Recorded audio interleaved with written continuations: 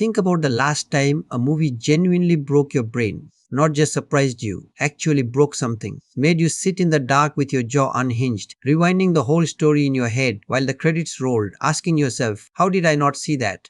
That's what The Sixth Sense did to roughly $672 million worth of moviegoers in 1999, but torture. And here's what makes it even more extraordinary. It was never supposed to be that movie. It opened in August with almost no fanfare, no dominant marketing campaign, no press circuit dominating every late night couch. Just a quiet, unsettling supernatural thriller about a little boy who can see the dead, dropped into theaters during one of the most creatively explosive summers in Hollywood history. A summer that also brought audiences The Matrix, Eyes Wide Shut, Fight Club, and The Blair Witch Project. The competition was brutal. The odds were genuinely stacked against it, and it became the second highest grossing film of 1999. Worldwide.e. That story. The story of how The Sixth Sense got made, how it almost didn't exist in this form, and why it still wrecks people on rewatch more than 25 years later, is what this video is about. We're going to go scene by scene, layer by layer, frame by frame. We're going to talk about a 29-year-old writer-director who bet his entire career on a ghost story. We're going to spend real time with a performance that should have won an 11-year-old an Academy Award. And we're going to properly, rigorously examine why that twist doesn't just shock you. It destroys you emotionally in a way that pure surprise never could. Because the best reveals aren't cheap, they're earned. Buckle in, this is going to take a while, and every second is worth it. Before The Sixth Sense, who was Shyamalan? You cannot understand the stakes of this film without understanding where M. Night Shyamalan was standing when he wrote it. He was 28. Born Manoj Nelliyathu Shyamalan in Pondicherry, India. Raised in suburban Philadelphia by two physicians. He started shooting films at 8 years old. His parents gave him a Super 8 camera and apparently had no idea what they'd started. And by 17 he'd made 45 home movies. Not casual weekend stuff. Actual structured films with proper shots and narrative arcs. The obsession was clinical botsy. He got into NYU Film School, made his first feature, Praying with Anger, in 1992, essentially self-financed, shot in India, distributed nowhere. Then Wide Awake in 1998, a family drama for Miramax that got recut by Harvey Weinstein, delayed for 2 years and released into indifferent silence. By Hollywood's ruthless accounting, Shyamalan had 2 films in, zero momentum, and a studio experience that had been quietly humiliating. Most careers quietly evaporate at that point. Then he sat down and wrote The Sixth Sense. He wrote it in 1997 and the script's journey to market was almost faster than the writing. The spec deal reportedly landed between $225 million and $3 million, one of the largest spec screenplay sales in Hollywood history at that time. That number matters. Studios don't pay $3 million for scripts out of charity or goodwill towards struggling filmmakers. Executives read this script and knew, on the page, before a single frame was shot, that something extraordinary was sitting in front of them. The story was complete. The emotional logic was airtight. The twist wasn't a late-stage trick that someone could rip out and replace with something else. It was structural, woven into the architecture of every single scene. That each Disney, through their Hollywood Pictures label with distribution via Buena Vista Pictures, won the bidding. Producers Kathleen Kennedy and Frank Marshall, whose credits span Schindler's List, Jurassic Park, Back to the Future, came aboard alongside producer Barry Mendel. That's legitimizing company. These weren't people who greenlit Wild Gambles.s. But Shyamalan had one condition, unambiguous and non-negotiable: he would direct it himself. Disney hesitated. His 2 prior films hadn't proven box office viability. The studio offered him the script deal without the director's chair. He walked. Then the parties came back to the table with a different arrangement. Shyamalan took a reduced upfront directing fee in exchange for a back-end percentage of profits. Given the film ultimately earned $602 million worldwide against a $40 million production budget, that back-end deal may be one of the most quietly brilliant negotiations in modern Hollywood history. Production context: Philadelphia as character. Pre-production moved efficiently and the decision to shoot entirely in Philadelphia was the first major signal of what kind of film this would be. Philadelphia was Shyamalan's hometown, but this wasn't sentiment, it was craft. Philadelphia has a specific atmospheric texture that's essentially unreplicable on a soundstage. The weight of pre-revolutionary architecture, the particular grey light that falls between row houses on overcast November mornings, the sense that the city has been standing long enough that its walls genuinely remember things. There's an earned grimness to Philadelphia's older neighborhoods, not menacing, not hostile, just old, accumulated. And a film about spirits who can't move on from their lives needed that kind of physical environment to breathe in.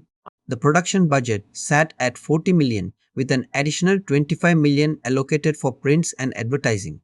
In the context of summer 1999, where The Phantom Menace carried a 1150 million production budget and The Matrix came in around 63 million, this was a lean operation, precise, a character-driven psychological thriller with no significant action sequences and a deliberately restrained visual effects budget. Every dollar had to work, .hi, and almost all of it went to cast, location work, and Tak Fujimoto. Fujimoto's cinematography on this film deserves its own extended conversation, which it will get later in this video. For context right now, the man had already shot The Silence of the Lambs, Philadelphia, Something Wild, and Grease. His body of work reads like a survey of American cinema across 3 decades. What Shyamalan needed from Fujimoto wasn't flash, it was discipline. A camera that could exist in a room with dread without announcing it. A visual language that served the script's concealed architecture rather than competing with it. Fujimoto knew exactly how to do that. He was nominated for an American Society of Cinematographers award for his work on this film, and the fact that he didn't win tells you more about the Academy's relationship with genre filmmaking than it does about the quality of his work. James Newton Howard composed the score. His task here was arguably the most paradoxical in the film's entire production. Write music that is emotionally honest to each scene without tipping the audience toward truths the story hasn't revealed yet. Howard couldn't lean into conventional horror scoring that would have cued audiences to distrust certain characters at the wrong moments. He couldn't play the grief angle too hard because the story hasn't yet earned the grief the audience will eventually feel. He had to play it straight, scene by scene, trusting the structure.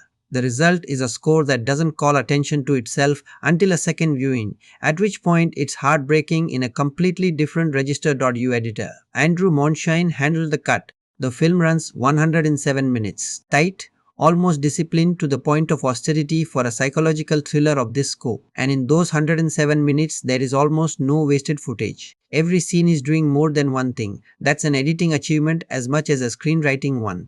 Casting, every choice matters. Casting is where this film could have collapsed at a dozen different points. It didn't. Every major piece of casting looks, in retrospect, like the only possible choice. Bruce Willis in 1999 was arguably the biggest action star in the world. Armageddon had just earned 553 million worldwide in 1998. The Fifth Element before that. The Die Hard franchise before that. Willis was muscle and quip and explosive momentum, and Shyamalan cast him as a quiet, wounded child psychologist who carries the entire film's emotional weight in stillness rather than action. It sounds like miscasting on paper. On screen, it's something else entirely. Willis, in interviews around the release and in anniversary retrospectives, has described responding deeply to the script, to Malcolm's relationship with his wife Anna, to the character's fundamental decency, to the quality of a man who is genuinely good at helping people and has built his identity around that capacity. Playing psychological interiority, sitting with guilt and love and professional failure without performing them, required a register Willis hadn't publicly explored before. He found it. The People's Choice Awards gave him Favorite Motion Picture Actor that year, which is a populist measure, but it's also a measure of genuine audience connection. Haley Joel Osment played Colseer. I want to be precise here because it's easy to say remarkable performance for a child actor and have it sound like a qualified compliment, like grading on a curve. Colseer is not a remarkable performance for a child. It is a remarkable performance, period. No qualifier required. Osment was 10 during principal photography, 11 by the time the film released, and he was nominated for an Academy Award for Best Supporting Actor, a nomination that, by the standard of any objective analysis of that year's work, he deserved to win. He. What separates Osment from virtually every other child performance in the history of American film is the quality of his listening. Most child actors perform their lines. Osment performs the whole scene, which means when he's not speaking, his face and body are doing continuous, specific, meaningful work. He doesn't drop character between his own lines. The fear Cole experiences isn't indicated, it comes from somewhere genuine. Shyamalan used a real ice box to get the breath vapor effect in Cole's I see dead people scene rather than relying on CGI, specifically because he needed Osman's physical reality to be authentic to the environment. That directorial decision says everything about what kind of film this was going to be. That Toni Collette as Lynn Sear received a Best Supporting Actress Academy Award nomination, and her performance earned every syllable of it. Lynn is written as a single mother under crushing pressure, desperately in love with her son and equally terrified by him, carrying the weight of something she can't understand and can't fix. Colette finds the exact register of exhaustion that tips in the film's most powerful moments into ferocity. She doesn't play Lynn as a victim. She plays her as someone fighting with every tool she has, even when she doesn't know what she's fighting. Notege. Olivia Williams as Anna Crowe. Donnie Wahlberg, yes, New Kids on the Block. In a brief, genuinely disturbing appearance as Vincent Gray, Malcolm's former patient. The casting of Wahlberg there is itself a small piece of sleight of hand. No one expects that particular association to open a psychological thriller the way it does. The cultural moment of August 1999. The film released into a summer already historically crowded with remarkable work. That EID, The Matrix, had detonated in March and was still being processed by audiences and critics alike. The Phantom Menace had shattered opening records in May and was enduring the first waves of the backlash that would define it for a decade. Eyes Wide Shut was polarizing. The Blair Witch Project was terrifying people in a completely different key than any horror film had done since the 1970s. Fight Club was 2 months away. 1999 was, by any serious cinematic accounting, one of the 3 or 4 most remarkable years in American filmmaking since the early 1970s. The Sixth Sense opened August 6th in 2061 theaters with an opening weekend of 26.6 million. Good, not explosive. First place that weekend, but not the kind of number that makes industry analysts start talking about a phenomenon, and then it stayed. The film's domestic box office legs. The ratio of total gross to largest single weekend hit 10.93. In studio economics, that figure is nearly mythological. It means the total domestic gross was 10 times the film's biggest single weekend. Films don't do that unless audiences are returning, not just once, multiple times. The Sixth Sense created a specific behavioral phenomenon. People would see it, go home, lie awake, and go back. They'd bring people who hadn't seen it. They'd sit in theaters, watching a film they already knew the ending to, watching every scene recontextualize itself in real time, watching the story they thought they'd seen reveal itself as a completely different story. You cannot buy that with advertising. You cannot engineer it with a marketing campaign. It happens when a film is constructed well enough, layered tightly enough, emotionally honest enough that watching it twice is not repetition, it's discovery. By the end of its theatrical run, 293.5 million domestic, 670.8 million worldwide on a 40 million production budget, a return of roughly 16.8 times the production cost. Numbers that belong in the same conversation as the original Star Wars and E.T. And the film established M. Night Shyamalan as not just a filmmaker to watch, but one of the most commercially and artistically powerful directors working in Hollywood at the turn of the millennium. He was 29 years old. The story we are about to spend the next 8 parts dissecting starts, and in some ways starts twice. In a Philadelphia bedroom on a cold night with a shot of a wine cellar door and a bare light bulb swaying. The film opens on darkness, not a title card, not a studio logo fade, darkness, and then a single bare light bulb swings into frame, illuminating a wine cellar door from below, and the first thing the Sixth Sense ever shows you is a threshold, a door between spaces, above and below, known and unknown. The choice is not accidental.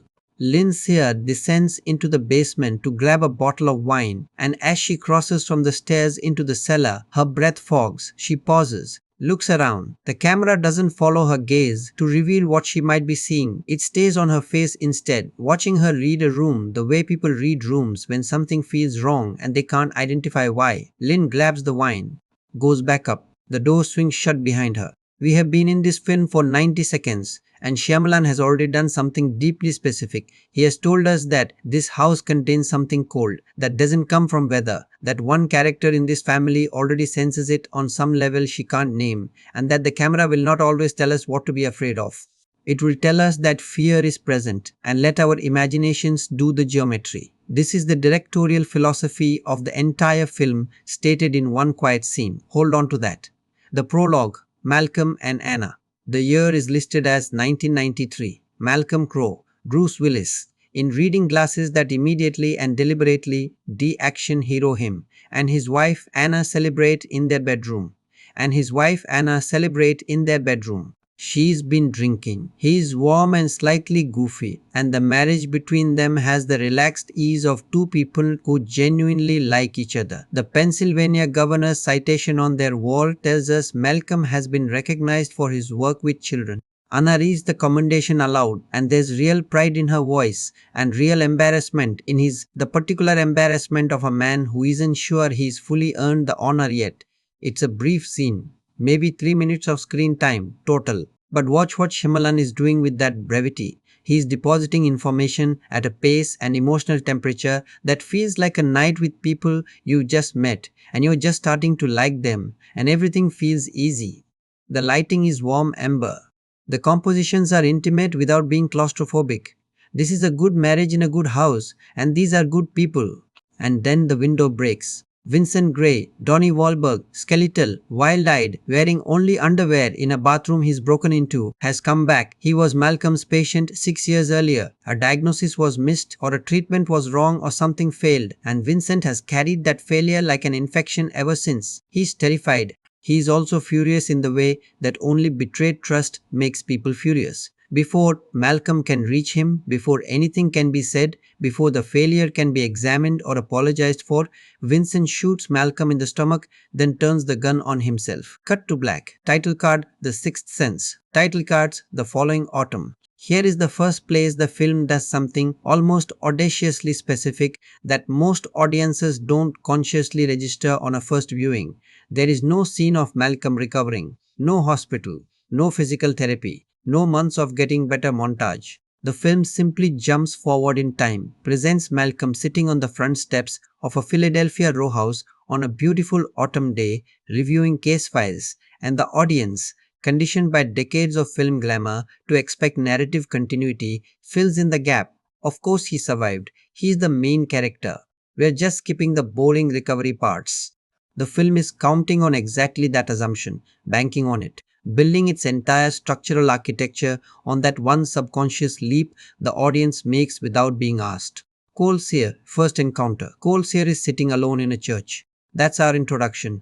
Not his house, not his school, not in conversation with his mother. He's sitting in a pew in a Philadelphia Catholic church, alone among rows of votive candles, surrounded by the iconography of saints and death and transition. And he's making an art project from the paper in his backpack. He's 8. He has the particular self-contained quality of children who have learned very early that they are safer inside their own minds than in the social world around them. Malcolm sits in the pew behind him, introduces himself. Cole doesn't look at him, but he answers, carefully, precisely, a child who has learned to manage adult conversations with a kind of precocious restraint that reads as odd before it reads as protective. There's a brief exchange about the Latin inscription on the wall, De profundis clamo ad de Domine. From the depths I cry to you, O Lord, which Cole translates correctly and which is the first indication that this child's inner life is both richer and more frightened than he lets on. Malcolm opens with Cole the same way any competent child psychologist would, trying to establish rapport, following the child's conversational lead, not pushing. He guesses at Cole's game. You make up magic tricks? And Cole's response is the film's first real alarm. That's a good one. Flat, measured, not quite present. When Malcolm says he's not a professional magician, Cole says quietly, I know. You can play that line 100 different ways. Haley Joel Osment plays it as the most tired, specifically exhausted confirmation possible. The way someone says, I know, when they know something they didn't ask to know and would pay any amount of money not to know anymore. Lincia, The Weight of Love. Toni Collette's first real scene with Osment is one of the most efficiently constructed scenes in the entire film, and it's doing triple duty, establishing character, establishing the mother-son relationship, and establishing the world of this family in about 4 minutes of screen time. Lynn picks Cole up from school. He's quiet in the car. She's watching him with the particular intensity of a parent who has become skilled at reading weather in a child's face. Not because she is naturally hypervigilant, but because something has forced her to become that way. She asks him about his day with the specific lightness of someone who is hiding how worried they are. Cole gives her the minimum. What Colette does in this scene that most actors miss, she doesn't telegraph the worry. A less skilled actor would play the anxiety just slightly above surface level, letting the audience understand that Lynn is concerned. Colette plays it under the surface, under the warmth, under the casual back and forth of a mother-son car conversation, so that the worry is detectable only as a kind of extra weight in her attention, the way she watches him a half second longer than she needs to before looking back at the road. It's the performance of someone managing fear by keeping it absolutely controlled, because the moment she stops controlling it, she won't be able to hold the family together. She mentions his birthday, she mentions a present, she mentions a party. Cole is minimally interested in all of it. And then she mentions therapy. Your new doctor? The one who's going to come to see him? And Cole goes even quieter, but differently quiet. The previous quiet was general. This quiet is pointed. He's 8 years old and he's already had enough experience with adults trying to help him to have lost his faith in the process. Cole's world. The house, the school, the fear. Before we go deeper into Malcolm's sessions with Cole, it's worth pausing to map the geography of Cole's daily existence, because that geography is itself a form of characterization. The Sear family home is a modest Philadelphia row house. Warm inside, cluttered with the specific texture of a household running on one income, and Cole's bedroom is a small, organized space that contains something specific, a tent. Not pitched in a backyard during summer. A tent set up inside his bedroom, right against the wall, zipped shut. His safe space, a constructed interior within an interior, a place within his room that he can seal himself into, where the walls are closed and the light is controlled and the temperature is warmer than the rest of his bedroom. We learn why, or begin to suspect why, before Cole ever says a word directly about it. There's a scene in the kitchen, Lynn preparing dinner, Cole doing homework at the table, where the temperature in the room drops. The refrigerator thermometer, briefly visible, reads several degrees below where it should be. Cole looks up from his work. His expression changes in a way that's hard to categorize, but impossible to mistake. It's not fear exactly, it's more like bracing. The way you brace for something you know is coming and can't stop. What Shyamalan doesn't do here is show us anything. There's no figure in the background, no floating object, no sudden music sting.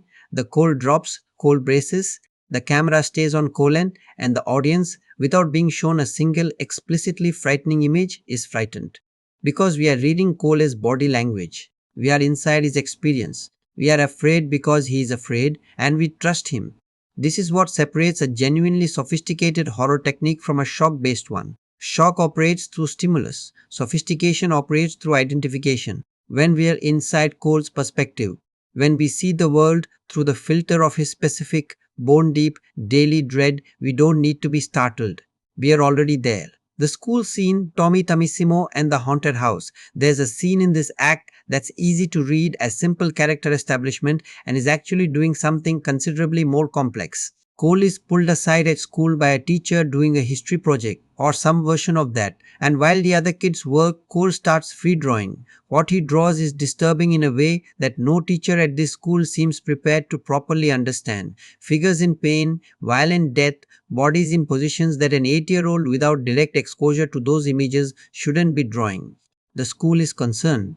The concern manifests as the specific, uncomfortable way that institutions handle things they are not equipped for, gently, firmly, with more reference to established protocols than to the actual child in front of them. Meanwhile, in the hallway, the brief scene with Tommy Tamissimo, A classmate who alternates between bullying Cole and having an almost physical aversion to being near him, maps the social landscape of Cole's life with a few quick strokes. Cole is not merely friendless, he is a specific kind of alone, the kind that other children sense as danger. Not danger from Cole, but danger around him, the indefinable unease that attaches itself to someone living at the edge of an experience no one else can access. There's a scene where Cole is invited into a game. The group of kids playing in a part of the school building that used to be, it becomes clear, something other than a school. And what happens in that building is the first genuinely frightening sequence in the film's middle register. Not the Cole drops in a room, not quite sure. What you saw kind of frightening, more direct. Cole goes into a room and the door closes behind him, and what he sees, briefly in a flash, without the camera holding on it long enough to let you fully process it, is something that the film immediately cuts away from to Cole's reaction. His reaction is comprehensive. It's the reaction of someone for whom this is not new, which is somehow more frightening than the reaction of someone being newly terrified. Malcolm's first session, the secrets game. The first formal therapy session between Malcolm and Cole is one of the film's most carefully written scenes, and it is a masterclass in how to hide information in plain sight. Malcolm, trying to build trust with a child who has clearly learned not to trust, invents a game, the secrets game. They take turns telling each other secrets that no one else knows. Malcolm goes first, tells Cole something small and private. Cole listens, considers, then, very quietly, leans toward Malcolm and says, "I want to tell you my secret now." And here's what he says, "I see dead people." The delivery Osment finds for this line is one of the most discussed moments in modern film history, but what's worth analyzing is the specific quality of the delivery that makes it so devastating. He doesn't say it with horror. He doesn't say it with relief. Exactly. He says it the way you'd say something that you've been carrying alone for so long that the telling of it has become as frightening as the secret itself. Not because you fear judgment, but because the moment you say it out loud, it's real in a new way. It's no longer just your private terror. It's a fact in the world now, with a witness. Walking around like regular people, Cole continues, his voice barely above a whisper. They don't see each other. They only see what they want to see. They don't know they're dead. Malcolm's face in this moment is doing something specific. He is a child psychologist, trained to receive disclosures, trained not to react in ways that communicate judgment. And so he is managing his expression with professional precision. And underneath the professional precision, underneath the careful neutrality, there is something we can't quite read yet. Something that, on a second viewing, is absolutely clear and absolutely heartbreaking. He asks Cole, "How often do you see them?" Cole's answer, "All the time. They're everywhere." The architecture of the reveal. I keep coming back to the structural decision Shyamalan made that no other filmmaker in the history of this kind of story had made quite this way before. The audience and Malcolm receive Cole's disclosure at exactly the same moment. Most mystery narrative films operate by withholding from the audience what a character already knows, or by giving the audience information the characters don't have yet. The Sixth Sense does neither. Malcolm and the audience are on exactly equal footing throughout the entire first act, both receiving Cole's story, both deciding whether to believe it, both building a hypothesis about what's happening to this child. The experience of watching Malcolm try to figure out Cole is the same experience the audience is having. When the reveal comes, it doesn't just recontextualize Cole's story, it recontextualizes Malcolm. And it recontextualizes you, the viewer, because you were watching through Malcolm's eyes, trusting Malcolm's perception, and Malcolm's perception was wrong in ways that should have been, and in retrospect absolutely were, visible all along. The film isn't tricking you, exactly, it's trusting you to make a certain assumption. And when that assumption falls apart, what you feel isn't the cheap satisfaction of a puzzle solved, it's something much more uncomfortable. It's the feeling of realizing how much you can miss when you're looking at exactly the wrong thing. We are going to go much deeper into that architecture as we move through the story. But right now, on the threshold between Act 1 and Act 2, what matters is this. By the end of the first act, the Sixth Sense has established a child who is telling an impossible truth, a man who is deciding whether to believe him, and an audience that has no idea it is watching both of them for the first time. Malcolm Crowe is a man who fixes children. That's the core of his identity, not husband, not award recipient, not Philadelphia landmark. The thing he is, at the deepest level, is someone who finds the broken logic inside a child's suffering and offers them a new way to hold it. His failure with Vincent Gray wasn't just a professional loss. It was an identity wound, a crack in the foundational story he tells himself about who he is and what he is capable of. And now here is Cole Sear, another child, another impossible case. And the way Malcolm approaches this boy carries the full weight of what he needs to prove. Not just to the field, not just to Anna, whose emotional distance from him in these months has become its own kind of haunting, to himself. The Vincent Gray failure is why Malcolm is sitting in this drafty Philadelphia office with this particular silent child. The subtext runs under every session like groundwater. If I can help Cole, I wasn't wrong about Vincent. I'm still who I think I am. That's the psychology Malcolm brings into Act 2. And it matters enormously because it explains certain choices he makes, certain things he overlooks in ways that serve the film's concealed architecture without ever feeling manipulative. Session 2. The Drawing. Malcolm arrives at the Sear house. Lynn lets him in with the particular combination of gratitude and wariness that characterizes her relationship with every professional who has tried to help Cole. Grateful that someone is trying, wary that this person will end up as confused and overwhelmed as the last one. She doesn't stay in the room during sessions. This is important. It means there are no adult witnesses to what Cole tells Malcolm and no adult witnesses to Malcolm's responses. In this second session, Cole's drawings come up again. Malcolm, going through the ones the school sent home, asks Cole to walk him through what he drew. Most children, shown evidence of their own disturbing artwork in a therapeutic context, either deny it or deflect. Cole looks at the drawings with the same flat composure he brings to everything.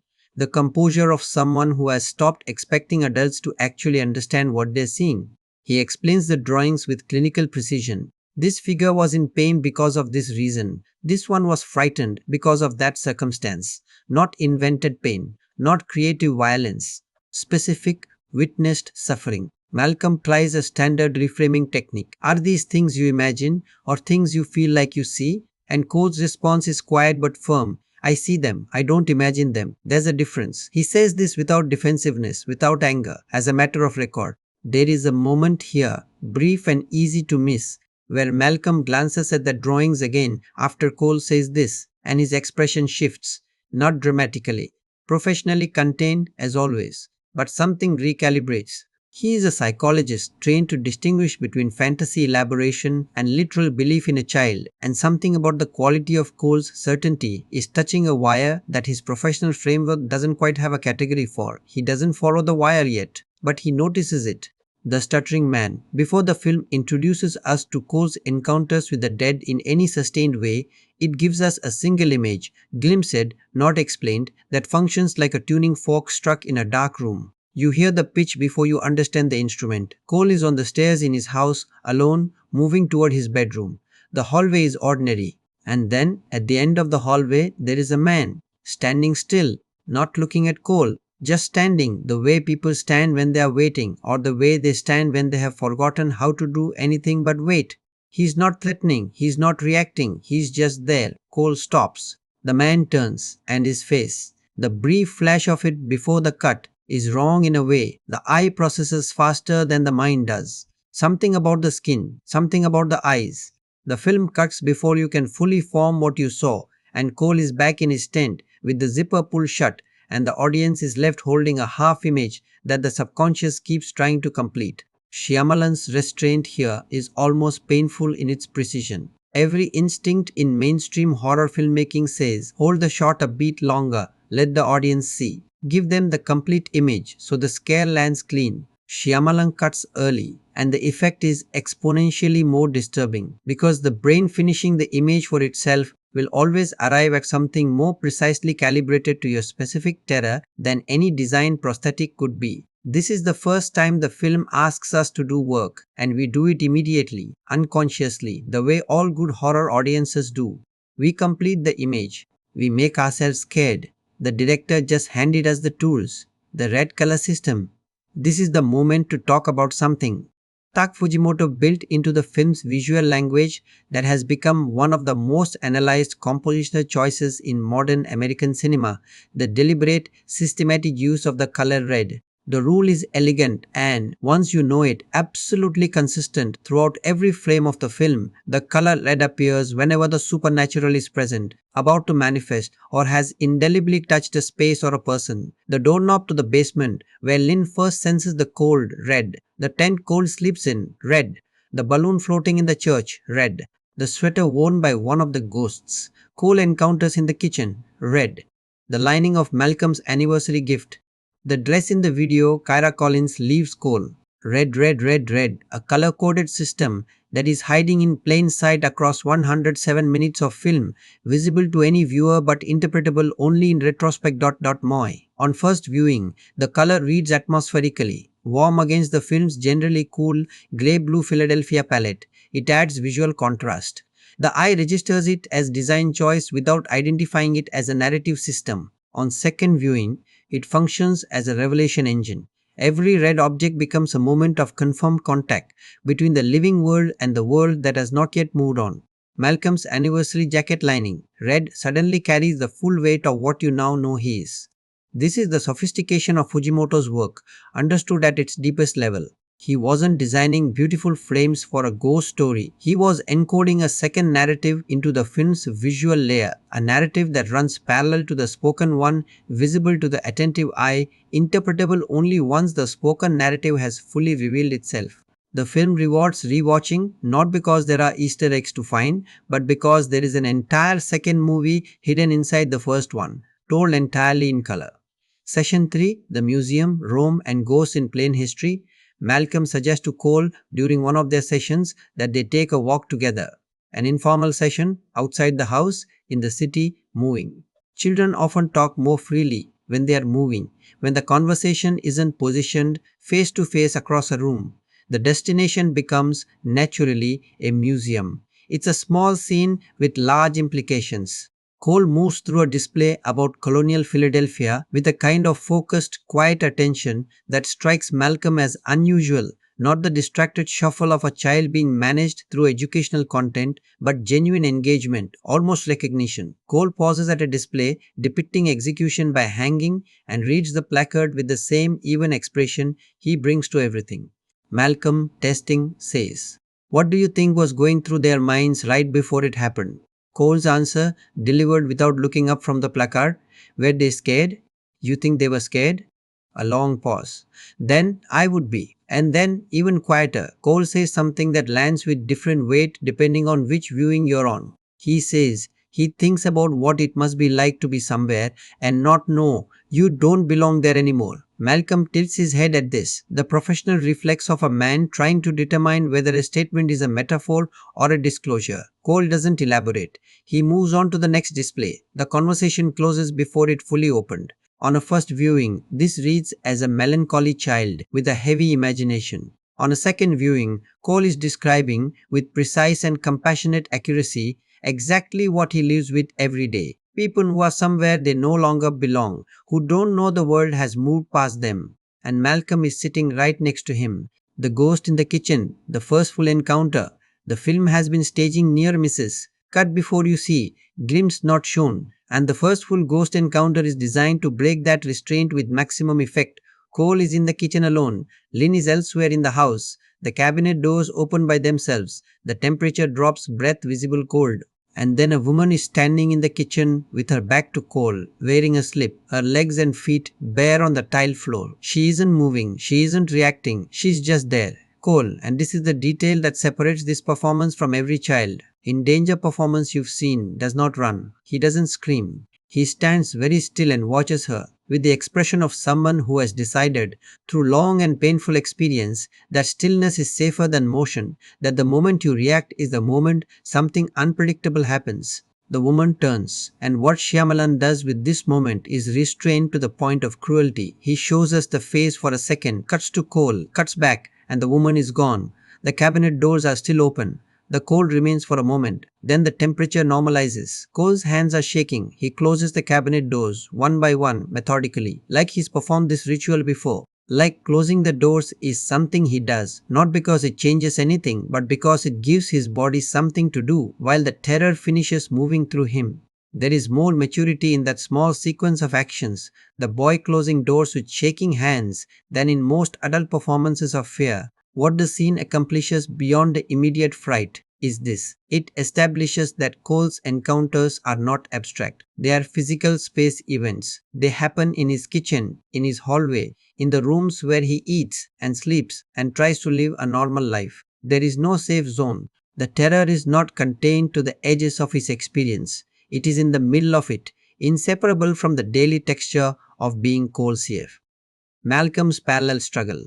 While Cole is navigating his kitchen ghosts, Malcolm is navigating something quieter and, in retrospect, just as haunted. Anna Crowe has become unreachable. There are several scenes in Act 2A where Malcolm comes home to find Anna already asleep or simply not engaging, moving through the house without making full contact with him. He interprets this as the ongoing damage of the Vincent Gray shooting. He knows she was traumatized by what happened. He knows the recovery has been hard on both of them. He attributes the emotional distance to a marriage working through serious crisis. He leaves her notes. He watches her sleep. He sits at the dinner table and she doesn't quite look at him directly. And he tells himself this is grief. This is recovery. This is a marriage doing the painful work of surviving something terrible. There's a scene, dinner, the restaurant where they had one of their first dates, where Anna sits across from Malcolm and he talks to her about Cole, about the case, about how much he believes there's real progress possible with this boy. He's animated, hopeful, the most alive we've seen him since the film began. Anna stares at the table, doesn't respond. When he reaches across to touch her hand, she flinches slightly. Not from him, exactly, but from the table's edge, and the motion reads as a near miss, something not quite connecting. He puts it down to grief. He puts it down to trauma. He keeps trying. The scene is almost unbearable on a second viewing, not because of what's missing from it, though what's missing is enormous, but because of how recognizable Malcolm's response is. How human it is to look at someone you love, pulling away from you, and decide the explanation must be internal to the relationship rather than external to reality. He can't see what's happening because he cannot conceive of the framework that would make it visible. His perception is limited by the only experience of reality he believes is possible. Cole's perception is limited by the opposite problem. He sees too much, more than any framework he has can contain, and the weight of that excess is destroying his childhood. Two people, each unable to fully see. A psychologist and a child, each carrying a version of the same impossibility. The film is building them toward each other for a reason. The tent conversation act 2A closes, not with a ghost encounter, but with a conversation. Cole and Malcolm in Cole's room near the tent. Malcolm has been reading the old session tapes from his work with Vincent Gray, something he does earlier in the film, in a scene at his home office, searching for the mistake, the misdiagnosis, the thing he should have caught. He brings what he's found to Cole, evidence that another child, years before, reported the same experience Cole is reporting. Cole looks at him for a long moment. "Did you help him?" Cole asks. A pause, longer than it should be. "No," Malcolm says, "I didn't." Cole nods, like he already knew, like the answer confirmed something he'd already calculated about his own odds. He's quiet for a moment, thinking, processing, and then he asks, with the matter-of-fact precision of a child who has moved past hope and landed on pure curiosity, "Why are you trying to help me now?" Malcolm's answer is about professional obligation. It's about doing better. It's about making right what went wrong. It's a real answer. It's also, on second viewing, an answer that contains a dimension Malcolm doesn't yet understand he's speaking from, one that has nothing to do with professional ethics and everything to do with something more fundamental, more urgent, more personal than any therapeutic mission could account for. Cole hears the answer, takes it in, and then carefully, okay, one word, Haley Joel Osment, with one word communicates the most fragile, most conditional, most consciously chosen act of trust you've ever seen. An 11-year-old perform. He knows it's a risk. He knows it might not work. He's choosing it anyway because the alternative, carrying this alone forever, is simply no longer survivable. They're going forward, together, now, into whatever's waiting. Par 4 Act 9. 9000 to 4 Act 2800 words. There's a logic to the dead in this film. That's what separates The Sixth Sense from the broader taxonomy of supernatural horror. Not the ghosts themselves, which are genuinely frightening, but the rules governing them. Most ghost stories operate on atmospheric logic. Something malevolent exists, it exerts pressure, terrible things happen. The internal consistency is loose, negotiable, adjusted scene by scene to generate maximum fear. Shyamalan built something different. He built a system, and once Cole articulates that system, once the film tells you how its dead actually behave, every encounter before and after that articulation snaps into a coherent, devastating whole. The rules, as Cole eventually states them, the dead don't know they're dead. They see only what they want to see. They are locked inside the last moments of their lived experience, replaying the emotional logic of whatever unfinished thing tethered them here. They are not haunting anyone deliberately. They are not malevolent, most of them. They are just stuck, trapped in the ember of their own unresolved need, unable to move forward because they haven't found the one thing, the one conversation, the one witnessed truth, the one act of completion that would let them go. This changes everything about how you watch the film. Because once you understand the rules, the ghosts stop being monsters and start being something considerably more uncomfortable. They become people. Broken, frightened, desperate people. And Colsia, this 8-year-old boy with dark circles under his eyes and a tent pitched inside his bedroom, is the only one who can see them clearly enough to help. That's the architecture of Act 2B. Not escalating terror for its own sake. Escalating comprehension. The horror gets worse because our understanding gets deeper. The hanging boys. The school scene is the one that tends to land hardest for audiences who aren't prepared for it, and it's the one Shyamalan executes with the most formal precision. Cole, navigating the hallways between classes, turns a corner in a part of the school building he's passed 100 times before, and the hallway is wrong. It's not the hallway he knows. The floor is different, older, wooden, unpolished in the way of buildings from a different era. The light is different, wrong color, wrong temperature. And at the end of the hallway, suspended from beams that shouldn't be there, are two boys, Cole's age, hanging, eyes open. A third figure crouches near them on the floor. The film holds this image longer than it holds most of its horror images, and the reason is counterintuitive. These figures aren't threatening Cole, they're not reacting to him. They're sealed inside their moment, the last moment of their lives, in a building that was, in a previous era, something other than a school. They are not here for Cole.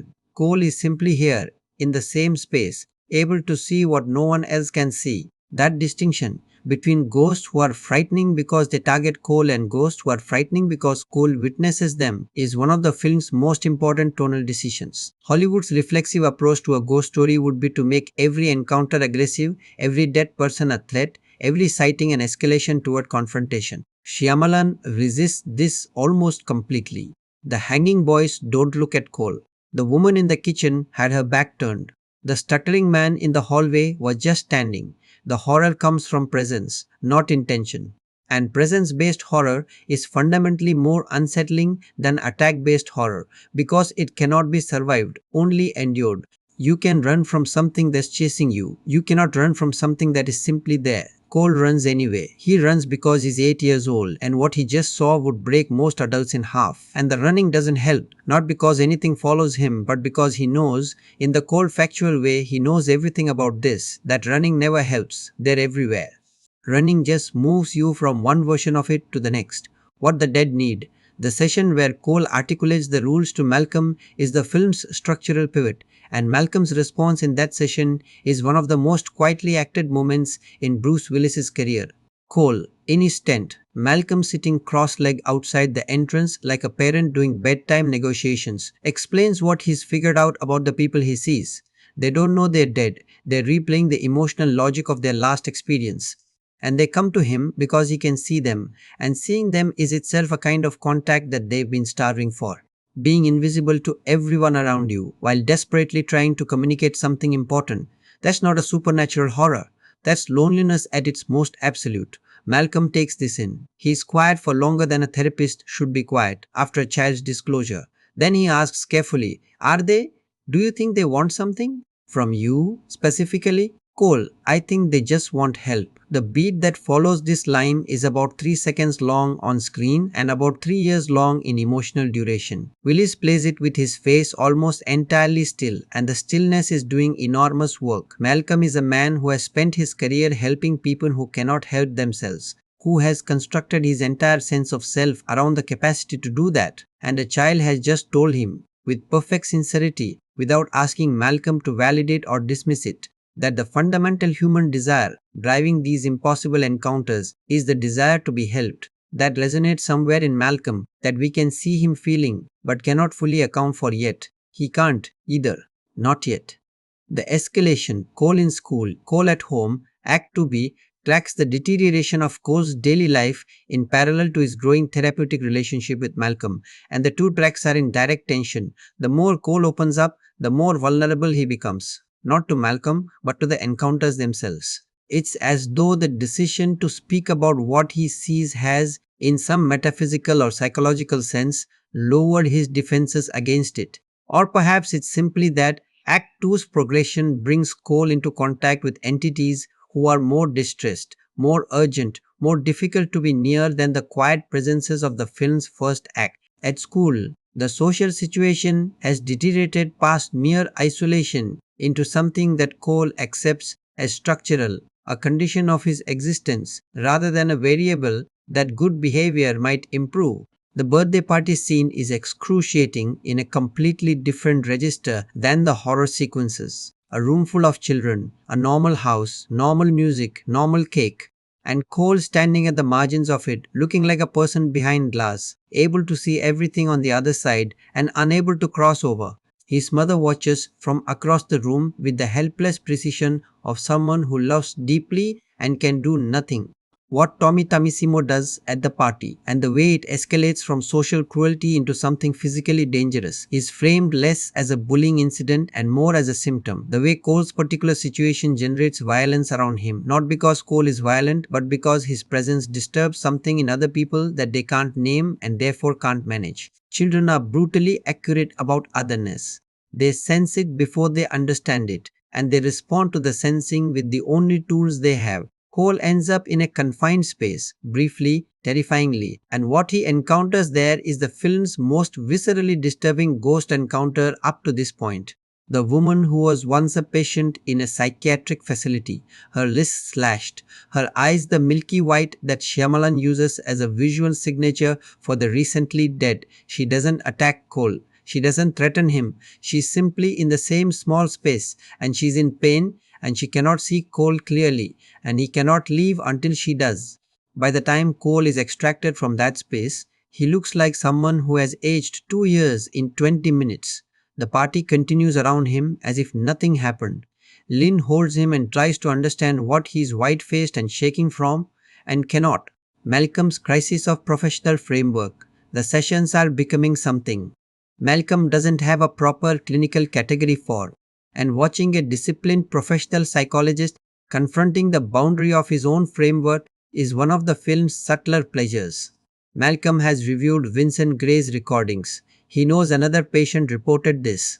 He knows as much as any rational mind can know anything in the territory between evidence and belief. That Cole's here is not suffering from a conventional childhood psychosis. The pattern is too specific, too internally consistent, too accurate in its details for confabulation. Children who construct elaborate fantasy systems to process trauma typically display certain behavioral signatures that aren't present in Cole. Cole isn't performing fear, he isn't elaborating creatively, he is reporting. But the alternative, that the child is actually seeing the dead, is not something Malcolm's training gave him a protocol for. So he sits at the border between his professional framework and the thing Cole is describing, and he does what intellectually honest people do. When they reach that border, he keeps listening. There's a session where Malcolm brings a tape recorder, not to record the session, to play something for Cole. It's one of the Vincent Gray recordings, a session from years before. He plays a section of the tape, Vincent's voice, 9 years old, talking in one section that sounds like an ordinary therapy exchange. Malcolm asks Cole what he hears. Cole is quiet for a moment, then whispering. Malcolm, what kind of whispering? Cole, someone else in the room. A pause. A woman. She's scared. Malcolm looks at the recorder. His expression doesn't change in any externally visible way, but you watch something shift in him, a weight redistributing, a calculation being made that has no good solution, because he reviewed these tapes himself. He heard nothing. If Cole is describing a voice on that tape that Malcolm cannot hear, there are only two explanations, and only one of them is within the range of what Malcolm currently believes is possible. He keeps that belief as long as he can, but the scaffolding is starting to creak. The terror architecture, how Shyamalan builds dread. This is the right moment to examine the craft mechanics of how Shyamalan constructs a sustained atmosphere of dread over 90 minutes without relying on conventional horror set pieces. Because the methodology is unusually deliberate and unusually effective. The first tool is negative space in the frame. Fujimoto's compositions throughout Act 2 consistently leave large sections of the frame empty in ways that feel slightly wrong. Backgrounds slightly too deep, doorways slightly too prominent, the out of focus regions behind characters occupying slightly more of the screen than comfort allows. The audience is trained by horror grammar to expect figures to appear in those spaces. Most of the time, nothing does, but the expectation itself generates constant low-level tension, a background anxiety that never fully resolves, that accumulates across scenes until you are simply afraid, without being able to point to what frightened you. The second tool is temperature. The film uses cold as its primary sensory indicator of supernatural presence.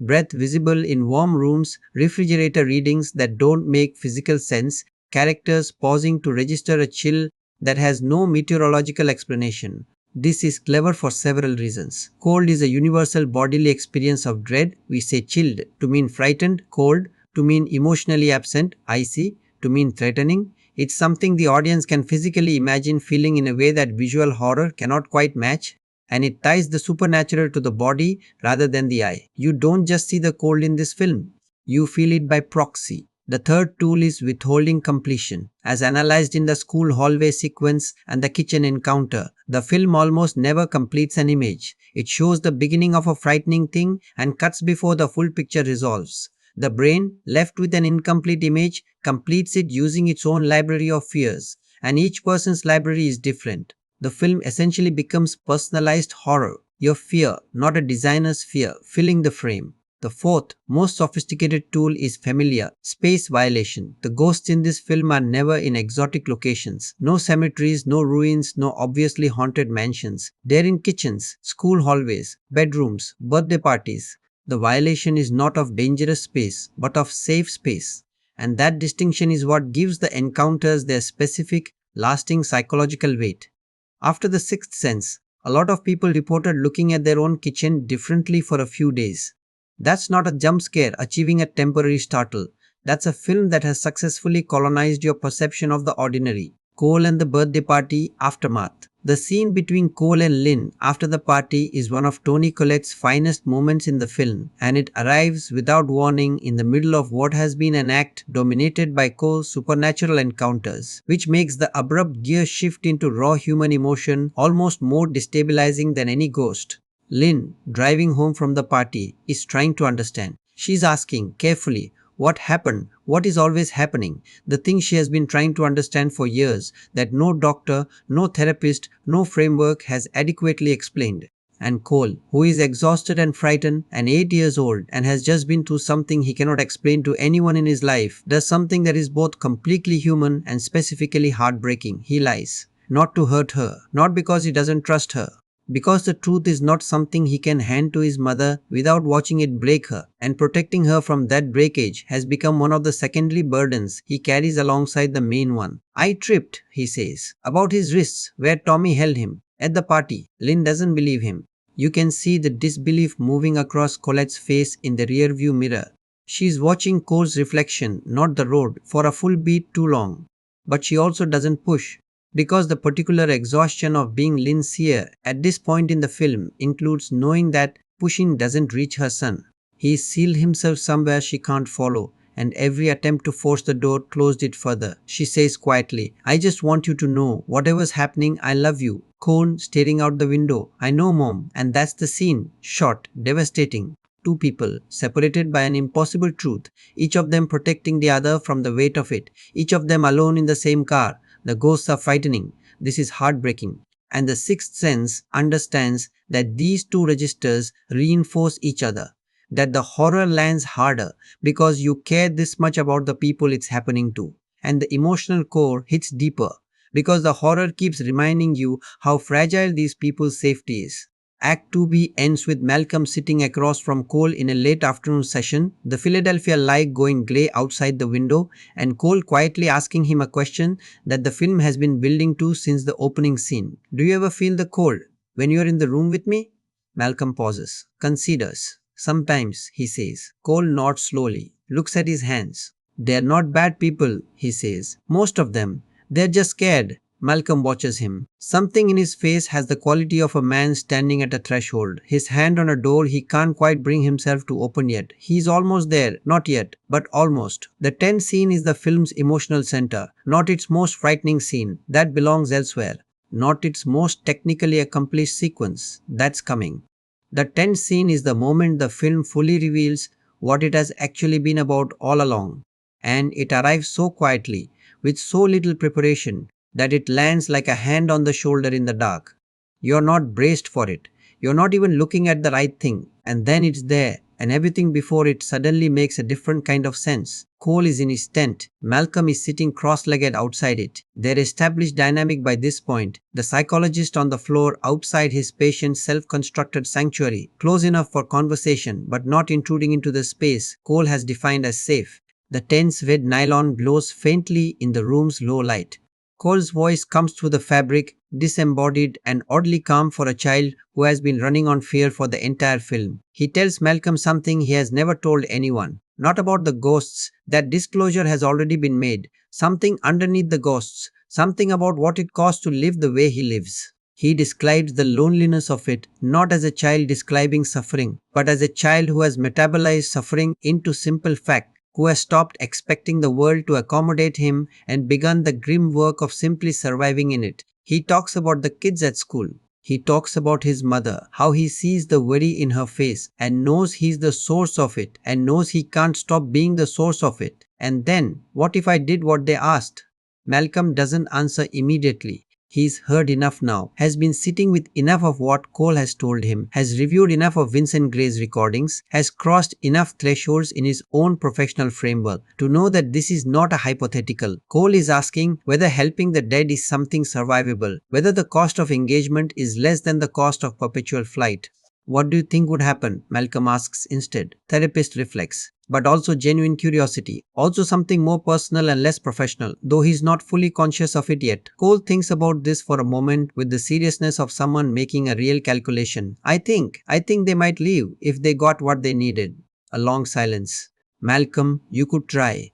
The permission, that exchange. You could try is one of the most consequential moments of consent in the film.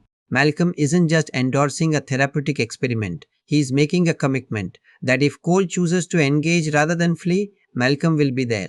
That Cole will not be facing whatever comes next alone. From Cole's perspective, this is transformative. He has been carrying this alone since it started. No adult has believed him. No framework has contained him. And now, finally, there is one person, imperfect, professionally confused, running on a personal need he doesn't fully understand, who is saying, I see you, go ahead, I've got you. The difference between a frightened child and a child with one reliable witness cannot be overstated. It doesn't change what Cole sees. It doesn't reduce the cold or quiet the encounters or give him any practical advantage against the dead. What it does is restore, minimally but crucially, the sense that he is not alone in the universe. And that minimum is enough to shift the entire posture of his engagement with his own life. Watch Haley Joel Osment's physical carriage in the scenes after the tent conversation compared to the scenes before it. Before, shoulders up, chest slightly inward, the constant peripheral vigilance of a child scanning for danger. After, incrementally, almost imperceptibly, he begins to take up slightly more space. He walks with marginally less apology. He is still afraid. He will always be afraid of this particular aspect of his existence. But he has stopped treating his own presence in the world as the problem. That's the 10 scene's real achievement. It transforms Cole from a child being done to into a child beginning to act. And the rest of Act 2C is the consequence of that transformation. The church, a moment of ordinary courage. The scene in the church shortly after the tent conversation is not a ghost encounter, it's almost its opposite. A moment of deliberate, ordinary human courage performed in a setting charged with supernatural resonance. Cole, on his way through the neighborhood, stops at the church he frequents, not because anything has drawn him there, but because it is one of the few spaces in his daily geography that feels controllable. Surrounded by the iconography of death and transition, the church has, paradoxically, become a kind of equilibrium point for Cole. The saints in their niches have been where they are for centuries. The candles have been burning. The space has held death long enough to have made a kind of peace with it. He lights a candle, he sits, and then he does something he has never done before. He speaks directly to the dead person he knows is in the room with him, not in fear, not in supplication, in something closer to negotiation, the measured, careful address of a child who has decided to stop pretending he can't see what he sees. He asks quietly what the person needs. He listens, and the listening, the choice to receive rather than flee, is the film's first genuine image of Cole's capacity for something extraordinary, not just endurance, grace. Shyamalan doesn't dramatize this sequence with music swells or visual effects. The camera stays at a respectful distance, watching Cole from behind, his small figure in the enormous space of the nave, his voice barely audible. The scene is 3 minutes long and almost nothing happens in it visually. It is one of the most powerful 3 minutes in the film. Kyra Collins. And then comes Kyra Collins. And the film shifts register in a way that is almost shocking after the quiet grace of the church scene, not back into abstract dread, but into something considerably more specific and, once you understand it, considerably more horrifying. Cole, at a classmate's funeral, separates from the group. He has felt a pull toward the upper floor of the house. The pull being, by now, something he has stopped running from. He follows it upstairs, to a bedroom. Under the bed, a small box. Inside the box, a videotape, and the girl, Kyra Collins, 8 years old, dead, standing in the corner of her own bedroom with the particular translucent, slightly wrong quality that Shyamalan uses for the recently deceased. She doesn't speak. She looks at Cole, and the look communicates what all the most desperate communication communicates. Someone needs to know. What happens next is the film's most structurally significant ghost encounter because it is the first one where Cole doesn't simply witness but actively intervenes. He takes the box. He takes the tape. He brings it downstairs during the funeral gathering and finds Kira's father. He hands the man the box. He says, with the measured calm of someone who has rehearsed the sentence several times in his head, "She wanted you to have this." The father looks at the box, looks at the boy who handed it to him, opens it. Inside is the videotape. He watches it later, away from Cole, away from the scene, and what the tape shows is what the film has been pointing towards since Kyra was first introduced. Her mother, preparing Kyra's food, adding something to it from a bottle, methodically, deliberately, day after day on the tape, the same ritual, the same bottle. Kyra Collins was murdered by her mother, the death that the entire adult world accepted as illness, as the tragic, natural death of a fragile child, was a deliberate, hidden killing. And the only person who could have surfaced this truth was an 8-year-old boy whom the same adult world had spent years dismissing as disturbed. The weight of what Kyra means. The Kyra Collins sequence is the moment the film's thematic architecture snaps fully into focus, and it demands more than a plot summary. Here is what Shyamalan is doing with this storyline. He is proposing that Cole's ability, his curse, the thing that has destroyed his social life and frightened his mother and isolated him entirely, is not a malfunction. It's a function. The dead come to Cole because Cole is the only mechanism available to them for communicating with the living. And the communication they need is not abstract, it's specific, urgent, and in Kyra's case, a matter of preventing further murder. Her younger sister is still alive. Her mother is still in the house. Cole's capacity to receive the dead is the only thing standing between a living child and the person who killed her sister. Reframe the entire film through that lens. Every ghost encounter that seemed like punishment, every cold drop and wrong hallway and kitchen intrusion was a person trying to reach the only available line of contact between the dead and the unresolved living. Cole's suffering was not meaningless. It was functional. It was, and this is the film's most radical thematic claim, a form of service. an extraordinarily painful, completely involuntary form of service, extracted from a child with no capacity to consent to it, but service nonetheless. Whether that framing constitutes comfort or horror depends on where you stand. The film doesn't adjudicate. It presents the evidence and leaves you to decide. What it does adjudicate is this: Cole's response to that function matters. The choice between flight and engagement, the choice Malcolm helped him make in the tent, has consequences beyond Cole's individual psychology. Kyra Collins's father now has the tape. A truth has entered the world that could not have entered without Cole. The sister has a chance. That is not nothing. The turning point, what Malcolm finds. While Cole is navigating the Kyra Collins encounter, Malcolm is doing something that the film has been quietly building towards since the first act. He is listening to the Vincent Gray recordings again. But this time, he advances past the point he stopped before, into static, into the background noise of sessions he's already reviewed a dozen times. And in the static, barely audible, something you would miss entirely if you weren't listening for it, is a voice. Not Vincent's voice, not Malcolm's voice, a third voice, in a language Malcolm doesn't speak, saying something in a register of pure terror. This is the moment Malcolm's framework fully cracks, because the voice is there. It's on a recording that was made in a controlled therapeutic environment. There is no rational explanation for it that his professional vocabulary can accommodate. He sits in his home office, alone, in the blue-gray light of a Philadelphia evening, holding a recorder that has just told him something he is not sure he can survive knowing. The camera stays on his face for a long time. Willis doesn't perform the breakdown. He performs the arrest, the moment right before the breakdown where every system in a person simultaneously locks up, each one refusing the information the senses are transmitting. This is the face of a man whose entire architecture of belief is in the process of quiet, irreversible structural failure. He doesn't move for a long time, and then he does something that is, in retrospect, the bravest thing Malcolm Crowe does in the entire film. He picks up his coat and he goes to see Cole. Cole's gift to Malcolm. The final scene of Act 2C is between Cole and Malcolm, and it is framed as Cole giving Malcolm something, which it is technically, but it's also framed as Malcolm receiving something he didn't know he needed, which is the deeper truth.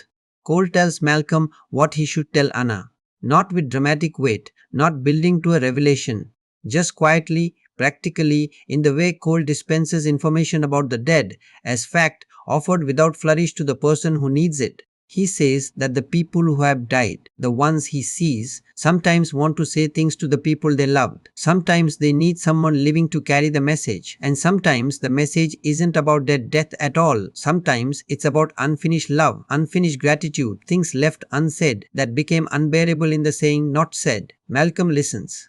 And something in the way he listens has changed from all the previous sessions.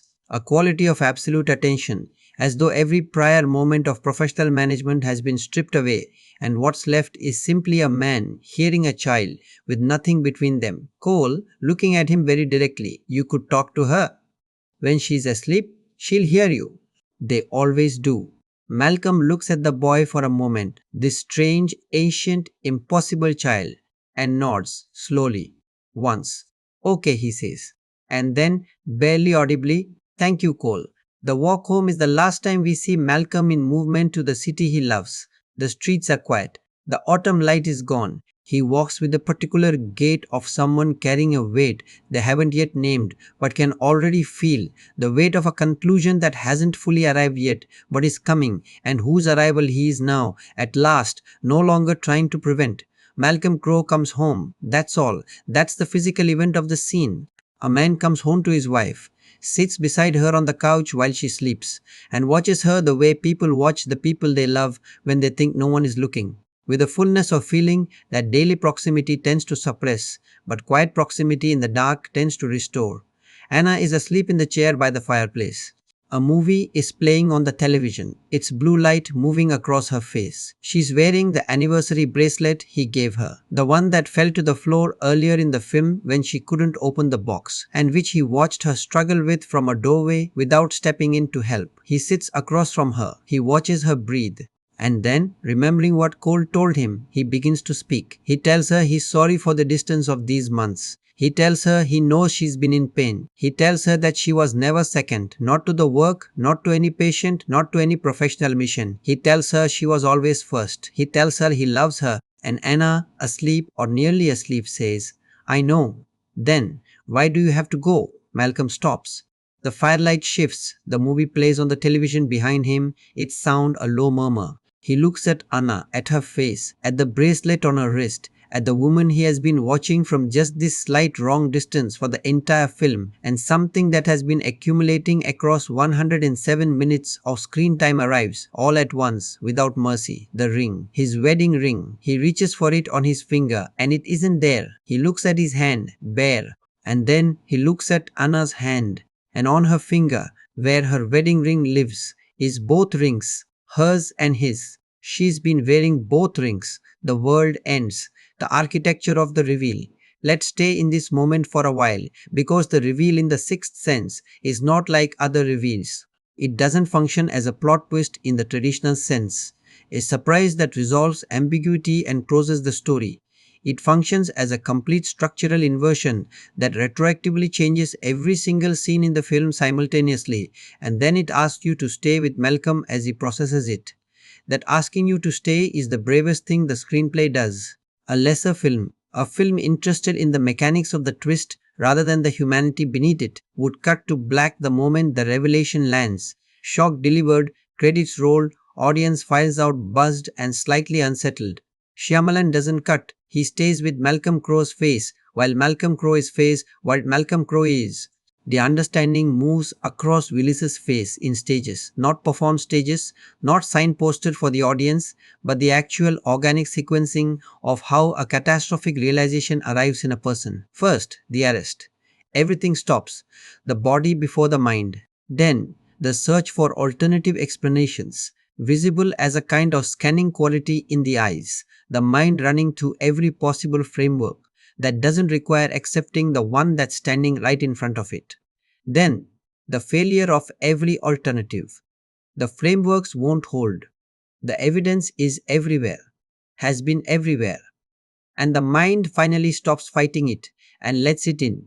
Then, grief. Not performed grief. The specific grief of a man who has just understood that the distance between himself and Anna wasn't a marriage in crisis, it was death. That the months he spent attributing her emotional absence to trauma were months she spent being a widow. That the notes he left were unread. That the dinners he tried to share were dinners she ate alone. That the love he was trying to rebuild was already finished, and he was the only one who didn't know. That grief is the thing Willis was after when he signed on to this film, not the action movie, not the twist. This 3-minute sequence of a man understanding he is dead is the performance he came to give, and he gives it completely. Rewinding, the film you were watching was a stage, the film that was playing the revelation triggers in every first-time viewer, an immediate and involuntary rewind. The mind goes back through the entire film, looking for the places it should have known, trying to identify which moments were hiding the truth in plain sight, cataloging the evidence it walked past without reading. And here is what it finds. The dinner restaurant scene. Malcolm and Anna at the table. Malcolm talking about coal, while Anna stares at the tablecloth. He reaches across to touch her hand. She doesn't feel it. He tells himself it's grief. It wasn't grief. She was alone at that table. She couldn't see him. When the waiter came, he spoke only to Anna, never acknowledged Malcolm. The audience didn't notice because we were watching Malcolm's face. We were inside his perception. The sessions with Cole. Malcolm arrives at Cole's house and Lynn lets him in, but watch the staging again. Does Lynn ever directly address Malcolm? Does she make eye contact? The film stages these moments carefully, with Malcolm entering spaces where Cole is already present. Cole can see Malcolm, no one else can. The audience assumed Lynn's detachment was professional distance. It wasn't. The school scenes. Children's instincts about the uncanny are more accurate than adults. Tommy Tamissimo's visceral aversion to Cole, the way certain kids physically move away from him, isn't just about Cole's strangeness. It's about what's around Cole, what they sense without being able to name. Malcolm's home office. He sits at a desk in the basement, working at night. Anna never comes down. He tells himself she's exhausted. He tells himself the marriage is damaged but repairable. He writes notes he thinks she'll find, she never does. The cellar door, the very first image of the film, Lynn descending into the basement, feeling the cold, feeling something wrong, leaving quickly. Malcolm died in that house. The cold has been there since the beginning. The revelation doesn't just change the ending, it transforms every scene that preceded it into a scene about something different than you thought you were watching. The film you believed you were seeing, a psychologist helping a troubled child, was actually a ghost learning through a child's unlikely gift to say goodbye to the woman he loves and release her to continue living. That is not a trick. That is a story about grief, told with absolute commitment to emotional honesty, camouflaged as a supernatural thriller until the moment it's ready to be seen clearly. Cole's final conversation with Lynn. I want to tell you my secret. Shyamalan places Cole's revelation to Lynn before Malcolm's revelation to the audience, which is structurally perfect because watching Cole find the courage to tell his mother the truth prepares us emotionally to receive Malcolm's truth when it arrives. Cole and Lynn are in the car. It's night. They are driving home from the school play. Cole played a shepherd, which is either entirely generic casting or Shyamalan quietly pointing to Cole's role as someone who guides the lost. The traffic is stopped, a bad accident ahead, and in the stillness of the stopped car, Cole looks out the window and then, very deliberately, looks at his mother. He tells her what he's never told her. Not everything. The full architecture of what he sees is beyond a car conversation, but the essential fact. The thing she has needed to understand for years and hasn't been able to because Cole has been protecting her from it. He tells her there's a person sitting in the wrecked car ahead of them. He describes her. He describes what she's wearing. Things Cole couldn't know about a stranger in a crash he just arrived at. Lynn is very still. Cole tells her something else, something that couldn't have come from anywhere but the specific woman sitting in that wrecked car, a woman who died minutes ago and is still present, and who has a message for Lynn specifically. He delivers it quietly, with the matter-of-fact precision of a Western Union messenger who understands the importance of accuracy. She wants you to know she saw you dance when you were little, and she thought you were beautiful, and she wasn't disappointed. Lynn's face. Toni Collette, here, gives what might be the single most emotionally naked moment of performance in the entire film, because what Cole has just delivered, passed from a dead grandmother to an 8-year-old boy to a woman who has been carrying the weight of a family alone, is not just information, it's permission. Permission to believe her son, permission to stop being afraid of what he is, permission to understand that the thing she's been treating as a problem is actually, in the most profound and impossible sense, a gift. She reaches across the gear shift and holds Cole's face in both her hands and simply cries. Not with relief exactly, not with joy exactly, but with the specific overwhelm of a person suddenly released from a load they had stopped noticing they were carrying because they'd been carrying it so long. Cole doesn't cry. He watches her with the quiet, serious attention he brings to everything, this ancient, small person, and his expression has something in it that we haven't seen from him in the entire film. Peace. Fractional, tentative, newly arrived, but genuinely there. Malcolm and Anna, the final scene. Everything that follows is aftermath. Malcolm, having understood what he is, navigates back through the house to where Anna sleeps. The mechanics of what happens now, what it means for a ghost to move on, what the mechanics of that crossing look like from inside the experience. The film treats with the same restraint it has applied to everything else. No light, no floating, no celestial music, just Malcolm, sitting beside the woman he loves and a conversation he needs to finish. He tells her he knows. He tells her what he understands now, about the distance, about the months, about everything that looked like a marriage straining under grief, that was actually something he was never fully there for. He tells her she doesn't have to worry anymore. He tells her this, all of this has been love, that whatever he has been doing in these months of not knowing, whatever form his presence took, it was never absence, it was love looking for the right shape. Anna stirs, half awake, half in a dream, she says, Malcolm. Hey, he says, the word contains everything, a husband and a wife, on a couch, in the blue light of a television, and between them, finally, no distance at all. When she falls fully back into sleep, he watches her for a long moment. The firelight, the bracelet, her breathing, all the specific, unremarkable details of a life continuing without him, which is the best thing that could be said about a life, that it continues. He says goodbye, and the light changes. Cut to black, cut to Cole, cut to the last image of Cole Sear in the film, sitting in the back seat of his mother's car as it moves through the still stop traffic, looking out the window at the city, his face carrying the particular quality of a person who has just set down something very heavy and is still figuring out how to walk without the weight. Breath fog from the cold outside. Cole watches it drift and dissolve. The film ends. What the ending actually is. People talk about the ending of The Sixth Sense as a twist, and it is a twist, but categorizing it only as a twist is like categorizing Hamlet as a revenge story. Technically accurate, fundamentally incomplete. The ending is a love story completing itself. Malcolm Crowe, who built his life around the ability to help people who couldn't help themselves, spends his afterlife, without knowing it's his afterlife, doing exactly that. He helps one last child. He finds through that child the understanding he needed to let go of the life he couldn't fully live. And Cole Sear, who has been alone in the most absolute possible sense since this started, gets what every suffering child most desperately needs: one adult who believed him unconditionally. They heal each other, a ghost and a child, in a drafty Philadelphia office over a series of autumn afternoons, neither one knowing the full shape of what they're doing until the end, when the shape becomes visible and the work is complete and each of them can go separately, each in their own direction, into whatever comes next. That's what the film is. A ghost story in the way that a love story is also a ghost story, full of things that have died and things that persist, and the painful, necessary work of learning how to say goodbye properly.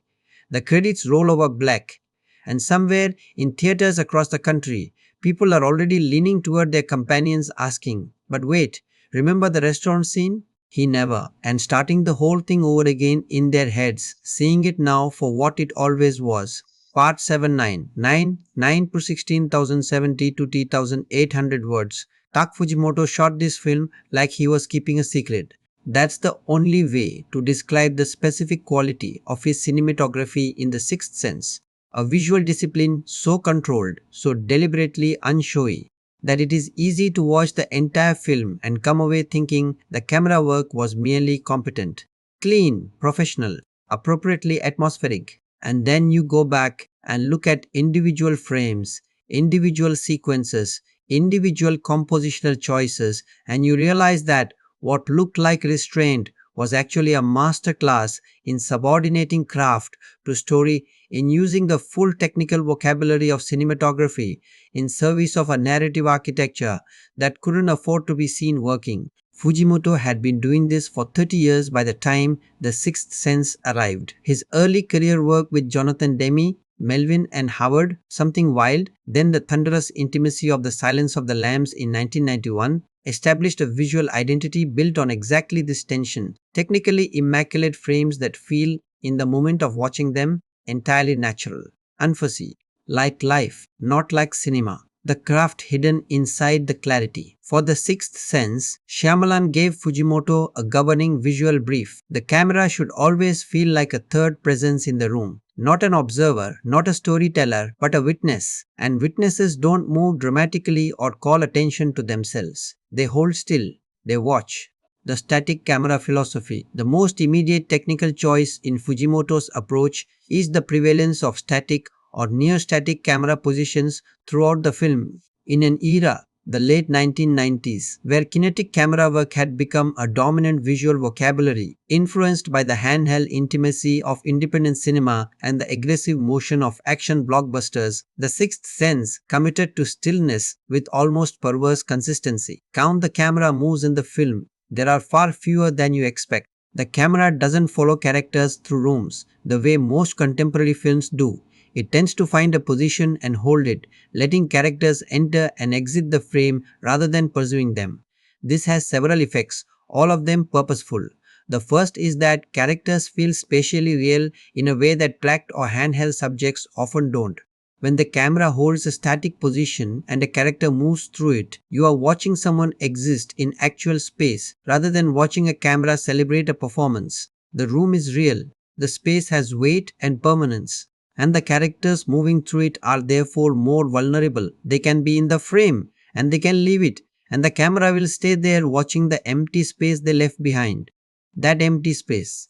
Shyamalan and Fujimoto use what the camera shows after a character exits it with more deliberate intent than most directors use their most prominent shots. When Cole walks out of a hallway and the camera holds on the empty hallway for a beat too long, watching the space where Cole was, which is now just a hallway again, the audience experiences something that's harder to name than fear, but closer to what fear actually feels like at its most ambient. The sense that emptiness is not neutral, that a space a person just occupied is not the same as a space no one has ever been in. Empty frames in this film are never fully empty. The camera holds them like it knows something. Depth of field as narrative tool. Fujimoto's use of deep focus, maintaining sharp detail in both foreground and background simultaneously, is one of the film's most technically loaded choices and one of its most psychologically effective. In conventional cinematographic practice, shallow depth of field is used to direct audience attention, blur the background, keep the face sharp, tell the viewer where to look. It's attention management. It's also implicitly safety management. You know what to look at, and everything outside that focal zone is temporarily irrelevant. Deep focus removes that safety. When both the face in the foreground and the space behind it are simultaneously sharp and legible, the audience must divide its attention, must scan the full frame rather than simply receiving the highlighted element. In a thriller about figures appearing in the background of domestic spaces, deep focus is the tool that makes the audience do the work of watching. Every deep focus frame in The Sixth Sense is a frame the audience watches differently, more alertly, more anxiously, scanning the background for movement or figure while also tracking the foreground narrative. Most of the time, in the background, there's nothing, ordinary space. A wall, a window, a door, slightly ajar. The deep focus reveals its emptiness completely, which is itself a kind of relief that the next frame immediately revokes, because now the eye knows to keep checking. The viewer has been trained to scan, and scanning is its own form of low-grade dread. When a figure does appear in the deep background, as several do, briefly, in the film's more overt ghost sequences, the effect is exponentially more disturbing than it would be if the audience hadn't already spent 90 minutes being trained to watch that space. The color system, red revisited in technical detail. The red color system established earlier in this script deserves a technical examination beyond its narrative function. Fujimoto and production designer Larry Fulton worked in close collaboration to construct a film palette that was, by default, desaturated and cool. Philadelphia in autumn, rendered in grays and deep blues, the specific light of a city that has been standing in the cold long enough to absorb it. Against the dominant cool palette, the warm primary red of the system's key objects creates an immediate, visceral chromatic contrast that the eye registers as significant before the mind identifies what it means. This is color temperature used as emotional signal in the most fundamental possible way, warm against cold, presence against absence, the living world against the world that has stepped outside it. Red is the color of blood, of heat, of the body's interior. And in a film about the permeable border between the living and the dead, the intrusion of that body color into cold Philadelphia spaces is the visual language of that permeability made literal. The discipline required to maintain this system across an entire production, ensuring that the color red appeared in the frame only when the narrative logic demanded it, never decoratively, never accidentally, represents a level of visual coordination between director, cinematographer, production designer, and wardrobe that is genuinely rare. Every prop, every costume, every set dressing element containing any shade of red was audited against the system. The result is a color language that operates with the precision of code. When you see red in this film, something is present that should not be. No exceptions. Fujimoto's framing, the architecture of isolation beyond color and depth. Fujimoto's framing choices consistently do something specific to every major character in the film. They isolate them. Cole is frequently shot in frames that make him look small against the spaces he occupies. High angles that emphasize the distance between his small figure and the ceiling. Wide compositions that place him at the edge of the frame with the majority of the shot given to empty space. This is not incidental. The framing is a visual argument. This child is alone in a world that is much larger and stranger than any child should have to navigate without support. The space around him is not friendly. It is simply there. Vast, indifferent, potentially occupied. Malcolm's framing follows a different logic, one that becomes devastating on second viewing. He is almost always framed at a slight remove from other characters, close enough for the scene's emotional logic to function, but with an extra half foot of space that reads, on first viewing, as respectful professional distance and reads, on second viewing, as the space of the dead moving among the living. People cannot touch him because people cannot see him. His isolation in the frame is not characterization. It's a visual fact about his condition that the camera has been accurately recording all along. Anna's framing, in the scenes she shares with Malcolm, is consistently oriented toward her own axis rather than theirs. She looks at objects, at her hands, at the middle distance, almost never directly at the space where Malcolm is. She isn't being emotionally withholding. She is looking at an empty room. Fujimoto frames these scenes to accommodate both realities simultaneously. The conversation Malcolm believes he is having and the solitude Anna is actually in. Sound design. The language beneath the language. Gary Ridgstrom. The sound design of The Sixth Sense came from one of the most accomplished practitioners in American cinema. The man responsible for the sound design of Saving Private Ryan, Schindler's List, the first 3 Jurassic Park films, multiple Star Wars titles. Ridgstrom's approach to sound is architectural. He builds sonic environments that function as extensions of the film's emotional world, not illustrations of it.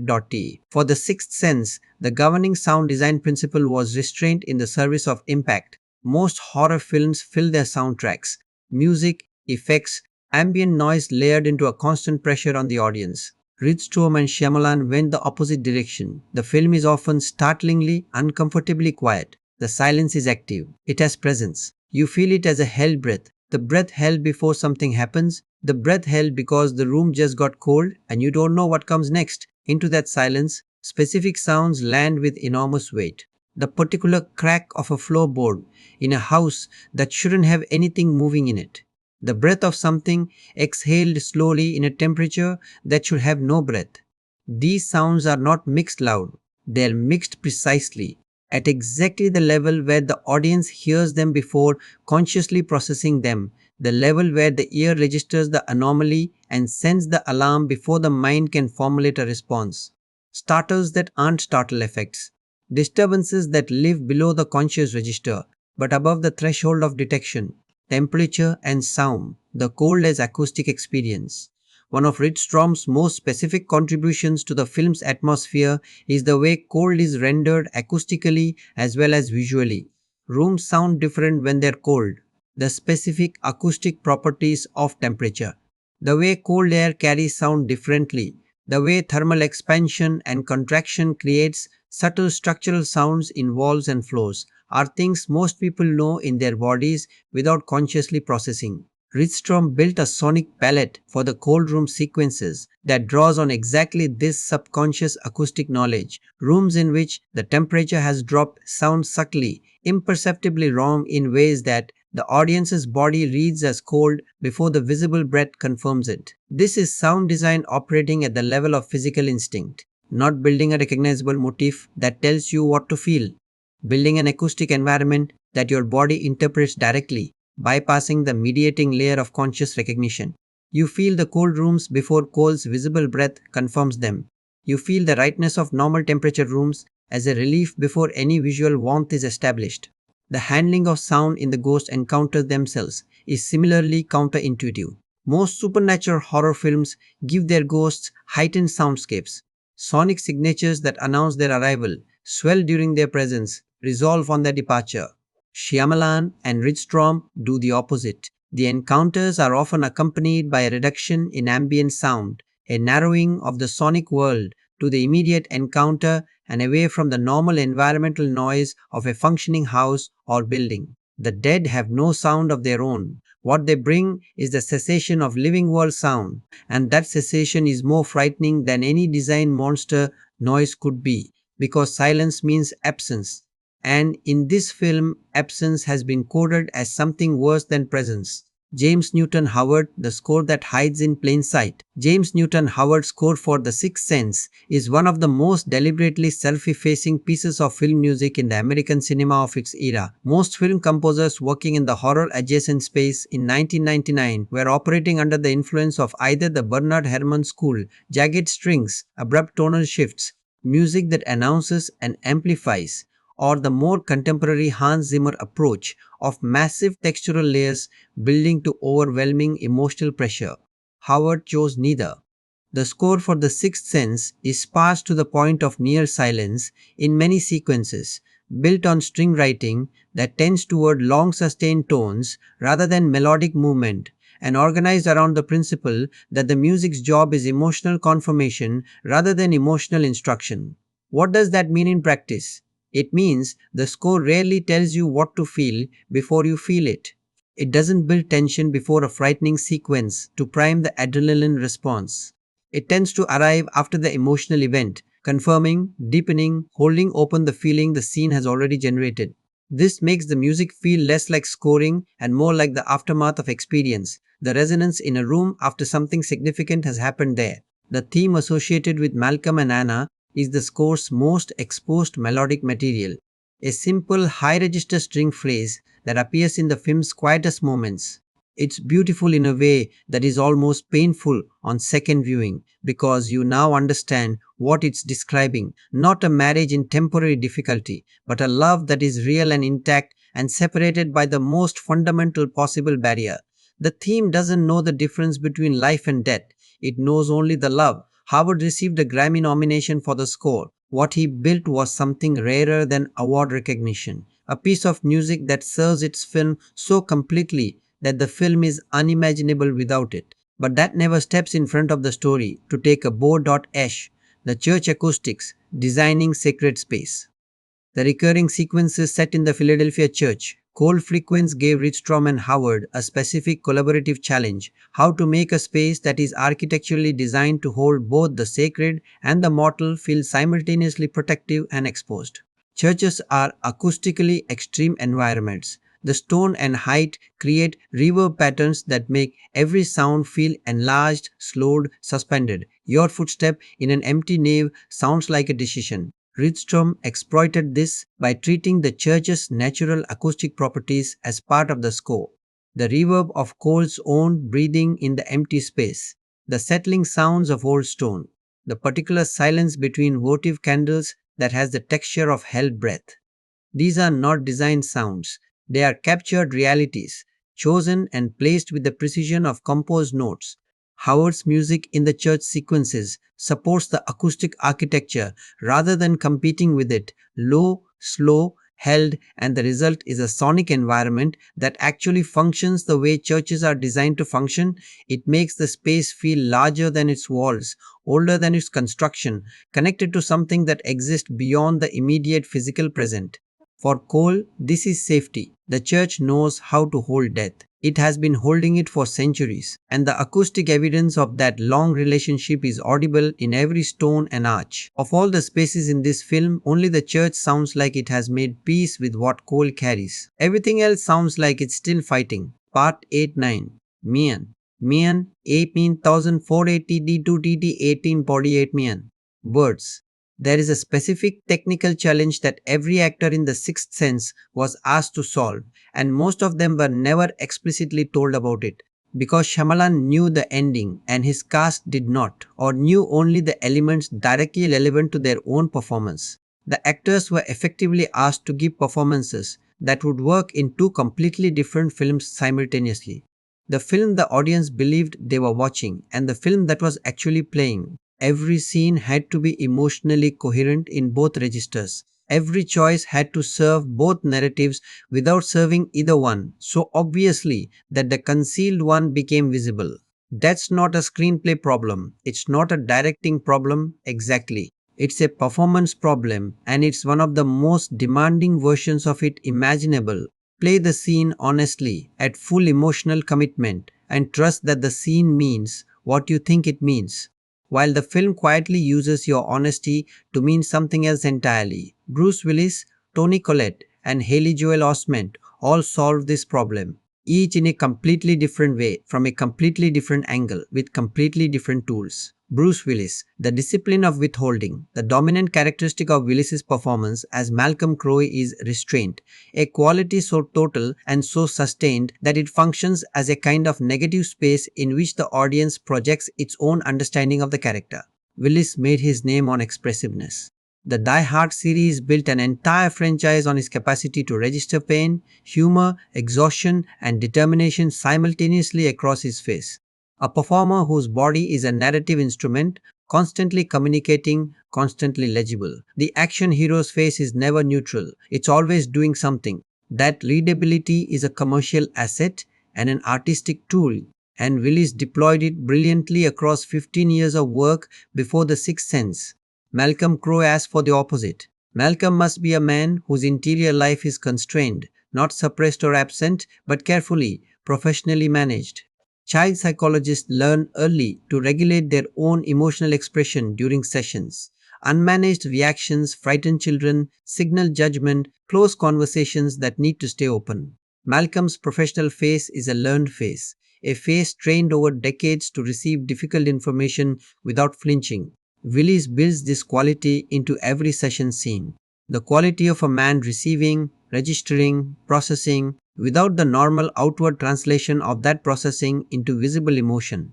What makes this difficult and what makes it work is the specific tension between containment and feeling.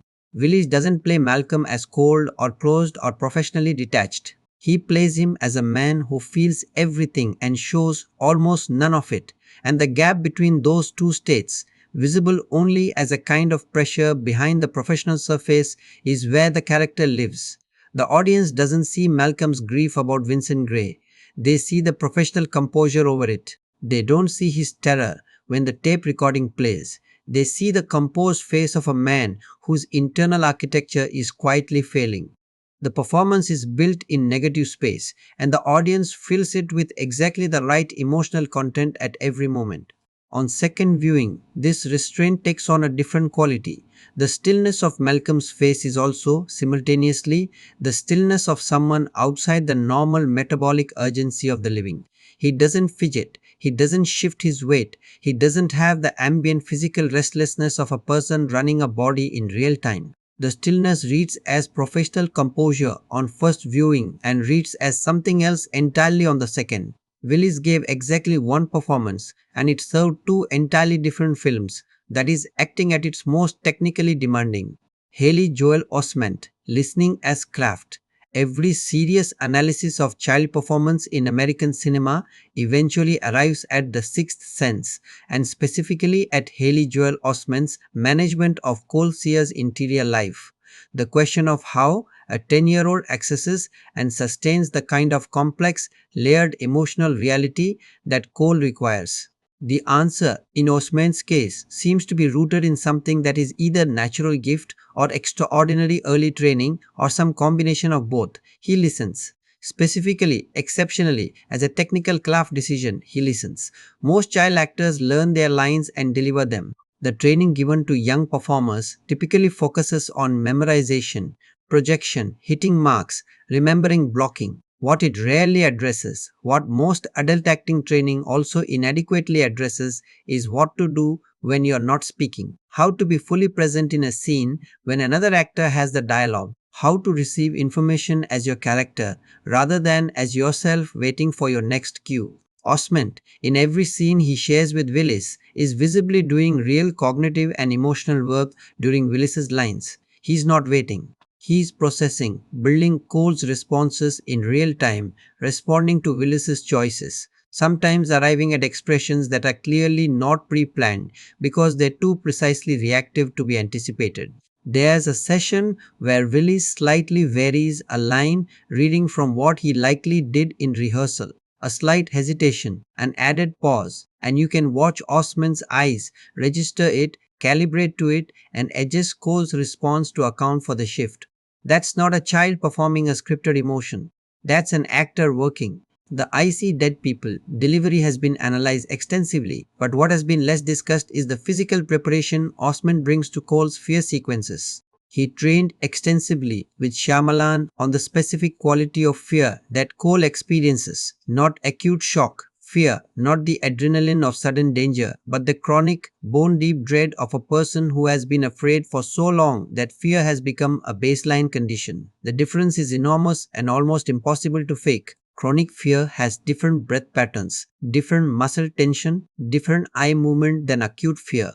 Osment maintains the chronic register consistently across 107 minutes, never spiking into performance fear, never flattening into numbness, always occupying the specific, exhausted, vigilant middle ground that Cole actually lives in. He was nominated for an Academy Award at 11 years old. He lost to Michael Caine in The Cider House Rules. That's not a comment on Osment's performance. It's a comment on the Academy's persistent underestimation of work that doesn't announce itself. Toni Collette, playing the border between knowing and not knowing. Toni Collette's task in The Sixth Sense is arguably the most technically complex of the three leads. Not because Lynn Sear is the most emotionally demanding role, but because Collette is required to play a character who is both the most perceptive person in the film and the one from whom the most is hidden. Lynn sees her son with absolute clarity. She sees his fear, his isolation, his suffering, the specific way his particular suffering is different from anything her available frameworks can accommodate. She has been seeing this for years and has been correct in her perception throughout. There is something real and specific and extraordinary happening with her child, and her instinct has never been wrong about that. What she can't see is the truth beneath the surface of what's happening, the mechanism, the rule system, the actual nature of Cole's experience. And the film asks Collette to play a woman who is right about everything she perceives and wrong about what it means, simultaneously and in every scene. Her physical performance is built on a contradiction, enormous strength, and enormous fragility occupying the same body at the same time. Lynn is not a frail character. She is not a victim. She holds a family together on a single income with no support system and a child who requires more care and energy than most children, and she does this without breaking down in front of Cole, without projecting her anxiety onto him, without failing in her fundamental commitment to his safety. That requires actual physical strength, a posture, a carriage, a quality of presence that communicates capability even when the scene's emotional content is pushing toward collapse. But the fragility is real too. In the unguarded moments, Lynn alone, Lynn in the car, watching Cole in the rearview mirror, Lynn holding herself together in the kitchen, while Cole is somewhere unreachable in the house, Colette lets the architecture flex visibly. The strength is not a performance of invulnerability. It's the specific strength of a person who knows what collapse would cost and is choosing deliberately and daily not to collapse. The car scene, the grandmother's message, takes everything Colette has been building for 90 minutes and releases it in about 45 seconds of wordless reaction. The information Cole delivers is not logistically significant. It doesn't change any practical fact of Lynn's life. What it does is confirm what she always knew about her son, what she always felt, in the place below professional consultation and above rational comprehension, that whatever Cole carries is real, is true, and is not destroying him, that it might in fact be something extraordinary. The grief and relief that move across her face in those 45 seconds are not performed as sequential emotions. They arrive simultaneously as they do in real experience, the body not having the organizational capacity to sort them cleanly and simply flooding with both at once. Andrew Monshine and the architecture of the cut editor. Andrew Monshine is the least discussed major creative contributor to The Sixth Sense, which is the highest possible compliment you can pay an editor. Invisible editing is editing working perfectly. The cut so seamless, the rhythm so internal that the audience experiences narrative and emotion without ever registering the mechanism delivering them. The film's 107-minute runtime is deceptively compact. Shyamalan wrote the film to run longer. Monshine's editing tightened it to a pace that functions differently than the material might suggest. The sessions between Malcolm and Cole, which, in raw form, Our extended 2% dialogue scenes are edited with a rhythm that never lets the dramatic energy settle.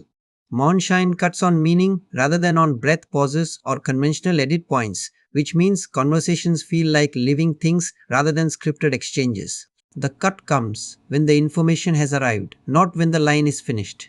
The result is a film that feels simultaneous, like everything is happening slightly faster than you can fully process, which is exactly the right pace for a story with this much hidden content. E.g., the handling of the film's temporal structure, the jump from 1993 to the following autumn, is one of Monshine's most consequential decisions. The cut is made without conventional bridging, no dissolve, no transitional sequence, no visual signal that significant time has passed. It's a hard cut from the shooting to the new season, and the abruptness is the point. The audience experiences the same disorientation. Malcolm experiences a jump in time that leaves a gap in the narrative that consciousness immediately works to fill. And the way consciousness fills that gap is by assuming the most narratively economical explanation. He survived. Time passed. We're catching up. Monshine's cut doesn't lie. It trusts the audience to lie to itself. The editing of the ghost encounters follows a distinct rhythm from the rest of the film. Cuts that come slightly earlier than expected in frightening sequences, slightly later than expected in emotional ones. Early cuts in the horror sequences maintain the withholding completion principle. The image never fully arrives. The eye never gets to finish seeing. The cut comes before the brain can fully process what it was looking at. Late cuts in the emotional sequences. The tent conversation, the car scene, Malcolm's final goodbye. Let the silence after a significant line rest in the frame until it becomes something denser than quiet. The edit's refusal to move on communicates that the scene itself refuses to move on yet, that the moment is holding itself open until the audience has fully felt it. The Donnie Wahlberg calculation. A brief but essential technical note on the film's most surprising piece of casting. Donnie Wahlberg appears in the film's prologue for approximately 3 minutes. He is in underwear, emaciated from deliberate weight loss, his body language cycling between terror and fury in a way that is genuinely disturbing to watch. And then he shoots Malcolm and himself, and he's gone. He's barely present in the film, and he's completely unforgettable. Shyamalan chose Wahlberg specifically because the casting would do a piece of work the screenplay couldn't do directly, create in the audience a perception of safety that the scene then violates. Nobody watching a 1999 film and seeing Donnie Wahlberg in the opening scene. New Kids on the Block. Donnie Wahlberg, teen idol turned actor Donnie Wahlberg, prepares for genuine violence. The casting functions as a misdirection device. The recognizable face generates a kind of audience complacency, a semi-conscious lowering of the threat assessment that makes the sudden violence land with greater force than it would from an unfamiliar face in an explicitly threatening role. It's a sophisticated piece of casting, as craft, using the audience's external associations with a performer as a narrative tool within the film itself, and it works with cold efficiency. The prologue's violence arrives before the audience has recalibrated its threat reading, which is precisely why the film's opening is as destabilizing as it is. The read-through, how the performances survive. Second viewing. The ultimate test of a performance built to serve a hidden narrative is whether it survives the reveal, whether, knowing what you know, the acting still holds together emotionally, or whether it collapses into visible contrivance. Every major performance in The Sixth Sense survives. More than survives, each one deepens. Willis's restraint, reread as the stillness of death, becomes unbearably poignant. Colette's aloneness in every shared scene, reread as the actual aloneness of a widow who cannot see what she's lost, becomes a sustained portrait of grief that the first viewing couldn't access because the loss wasn't yet known. Osment's specific quality of ancient, exhausted compassion. The way Cole looks at the adults around him with the patience of someone who has been managing their limitations for years, rereads as the most specific and generous possible portrait of what it costs to be the only person in the room who knows a truth no one else can face. And the film holds together. Every performance, every cut, every frame holds together. The architecture is load-bearing throughout. There are no decorative elements that collapse under the weight of the revealed truth. No scenes that only worked because you didn't know better. The second viewing is not deconstruction, it's discovery. That's the standard. That's what every element of the craft in this film was built to achieve. Every great film is ultimately about one thing, not its plot, not its genre, not its technical achievements or its cultural moment or its box office legacy. One thing, one irreducible human truth that the entire apparatus of the filmmaking exists to illuminate. The plot is the delivery mechanism. The craft is the container. The one thing is what remains when everything else is stripped away. The sixth sense is about the cost of not saying goodbye. Everything in this film, every ghost, every cold room, every session, every sleepless night Cole spends inside his red tent is a consequence of that cost. The dead who surround Cole are not here because they are evil or because they are lost in any cosmic sense. They are here because they left something unsaid, something unfinished, a truth that needed a witness, a love that needed a last confirmation, a wrong that needed surfacing into the world. They are the accumulated weight of all the things people mean to say and don't. All the conversations postponed until the moment when postponing became permanent. And Malcolm Crowe, without knowing he is doing it, without knowing what he is, spends his afterlife in the service of exactly this truth, helping others say what they couldn't say, find what they couldn't find, complete what the abruptness of death interrupted. Is the same work he did in life. Death didn't change his purpose. It simply stripped away every distraction from it until what remained was pure, a man, a child, and the work of helping each other toward goodbye. The grief architecture, the sixth sense is, at its structural core, a film about grief, and it's worth being specific about which kind. There are several registers of grief operating simultaneously throughout the film. Lindsay's grief is the most immediately legible. The grief of a parent watching a child suffer in ways she cannot fix, cannot fully understand, cannot protect him from. It's active grief, daily, functional, carried in the body, managed in front of the child and released in private. Collette plays it as a kind of permanently contained flood, the water always pressing against the dam holding through effort and love and nothing else. Cole's grief is less visible and more fundamental. He is grieving a childhood, the ordinary, boring, socially connected childhood he will never have access to. He watches other children from the outside with the specific ache of someone who knows exactly what they're missing and knows equally that they cannot cross over to it. He's not bitter. He's not angry exactly. He's bereft in the specific way of a person who has accepted an enormous loss without ever being given the chance to refuse it. Malcolm's grief is the film's most concealed for obvious reasons. But once you understand what he is, his grief is everywhere. It's in the way he watches Anna sleep, in the notes he leaves that she never finds, in the quiet desperation of a man trying to rebuild a connection that is, by the nature of what he is, unreachable from his side. He cannot grieve conventionally because he doesn't yet understand what he has lost. His grief is expressed as effort, as the relentless, loving, futile attempt to close a distance he can't identify the source of. These three griefs braid together across the film, and what Shyamalan proposes, what the film's resolution offers, is not that grief ends, but that it can be transformed.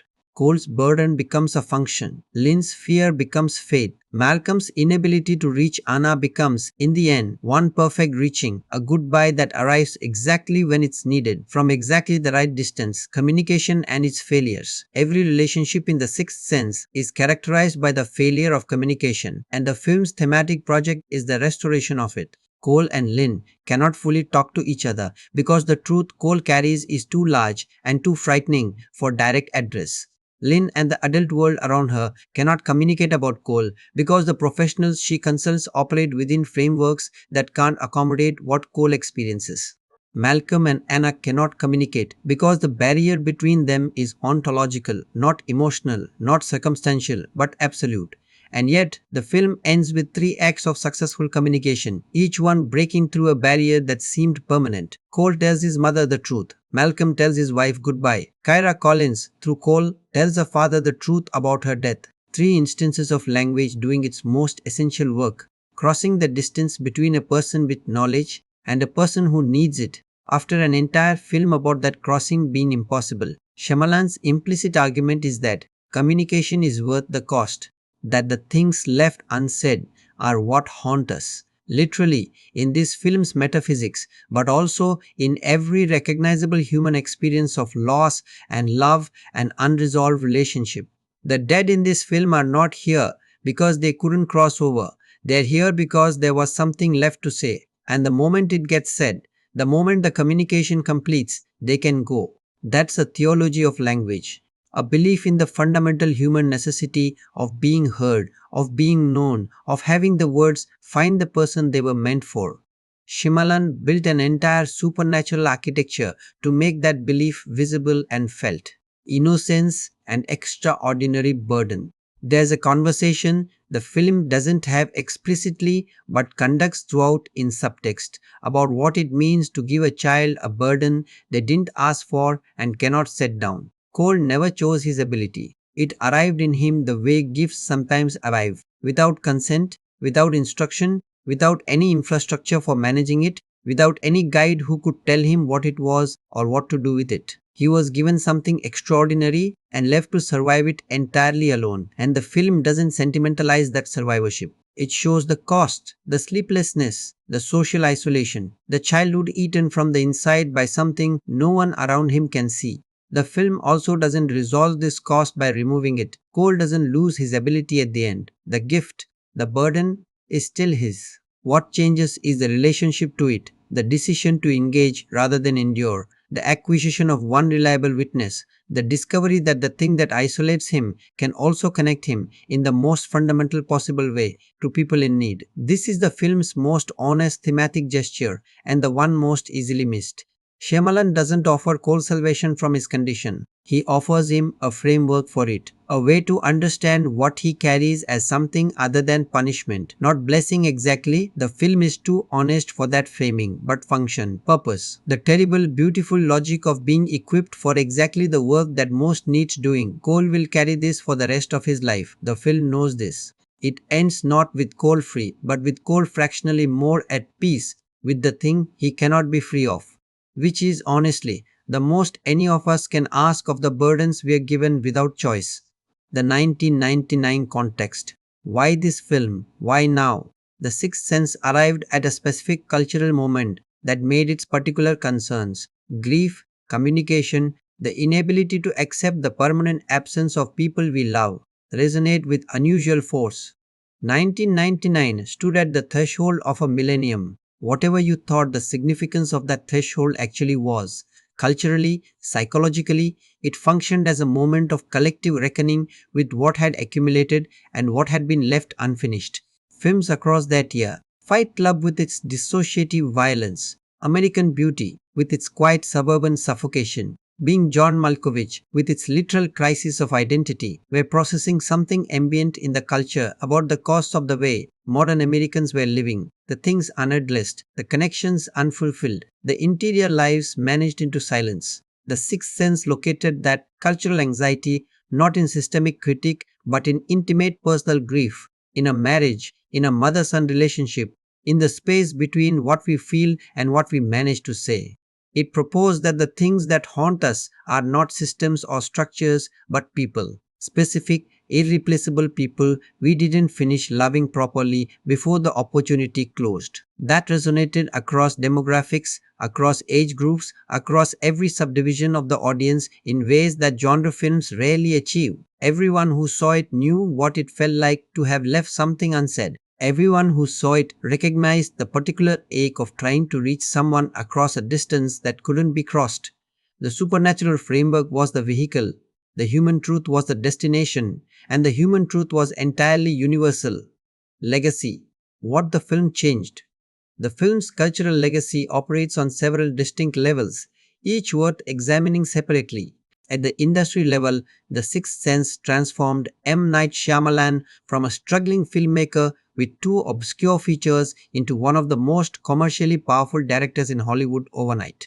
The back-end deal he negotiated, the reduced fee in exchange for profit participation, is reported to have earned him somewhere between 200 and 300 million over the film's theatrical and ancillary life. He was immediately greenlit for Unbreakable, then Signs, then a decade of extraordinary commercial and artistic momentum. Whatever subsequently complicated his critical reputation, and it did get complicated, sometimes fairly, the foundation was this film, and the foundation is unimpeachable.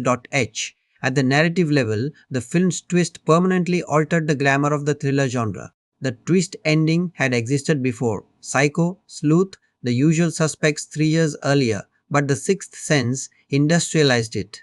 The years immediately following 1999 produced an extraordinary number of films built around the structural promise of the late revelation, most of which failed precisely because they had absorbed the mechanism without absorbing the principle, that the twist only works when it reveals emotional truth, when it recontextualizes feeling rather than just plot. The films that simply shuffled information failed. The films that understood what the sixth sense was actually doing, that the revelation was in service of grief, not cleverness, found something worth emulating. At the cultural level, certain images from the sixth sense have passed into permanent common reference. I see dead people enter the language almost immediately as shorthand for unwanted extraordinary perception, deployed in comedy, in political commentary, in casual conversation, which is the mark of an image that has penetrated so deeply into shared consciousness that it no longer requires its source to be legible. The line lives outside the film now. Why? The color red system has become a standard reference in film schools for the use of visual motif as narrative layer, not because the technique was invented here, but because the sixth sense deployed it with such purity and discipline that it functions as a perfect teaching example. The principle, design a visual system that operates below conscious detection on first viewing and resolves into absolute clarity on second. Encode a second narrative into the film's visual layer. Trust the attentive audience to find it.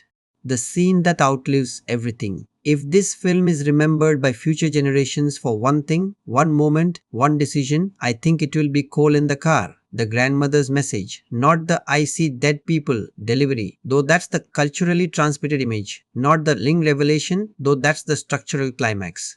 Coal, in the stopped car, in the dark, telling his mother what the dead woman in the crashed vehicle ahead of them needs her to know.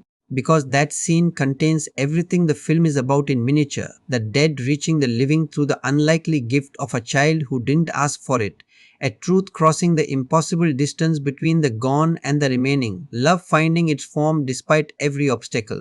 It's not scary, it's not clever, it's just true. In the way that the best moments in the best films are simply, exactly, undeniably true. You know it when you feel it. Cole's face after he delivers the message, Lynn's face when she receives it, the stopped traffic, the night, the accident ahead, two people in a car, and between them, carried by a 10-year-old boy who has been carrying impossible things alone for years, a message from someone who loved them and needed them to know it. I've watched this film more times than I can count. That scene still gets me. Every single time. Not because it's constructed to manipulate, nothing in this film manipulates. That's the whole point. Because it's earned. Because the film spent 85 minutes building the specific, carefully sourced emotional reality of these two people, this particular communication problem, this exact kind of love and loss and silence, and then it pays it off completely. That's what great filmmaking does. It earns the moments that break you. The final thought, The Sixth Sense is a ghost story. The way that Hamlet is a ghost story, the ghost is real, the supernatural mechanics are real, but neither the ghost nor the supernatural mechanics are the point. The point is what the living do in response. The point is whether the people left behind can complete what the dead left unfinished. The point is whether love, in its most stripped down and desperate form, a man on a couch in the blue light of a television, talking to his sleeping wife because a child told him she would hear, is enough to close the distance. The film says yes, barely, at great cost, too late for certain things and exactly in time for others. Yes, Haley Joel Osment was 11 years old and gave one of the finest performances in American cinema. Bruce Willis was 43 and found something in stillness he had never been asked to find before. Toni Collette was 36 and played a woman's love for her son so completely that the Academy couldn't ignore it. Take Fujimoto shot Philadelphia in grey November light and hid a whole second story in the color lead. James Newton Howard wrote music that sounds like what love feels like from the wrong side of a door you can't open. And Night Shyamalan, 29 years old, two failed films behind him, his entire career riding on a ghost story about grief, sat down and wrote a screenplay so structurally precise, so emotionally honest, so committed to the truth beneath the trick that it has lasted 25 years and will last 25 more.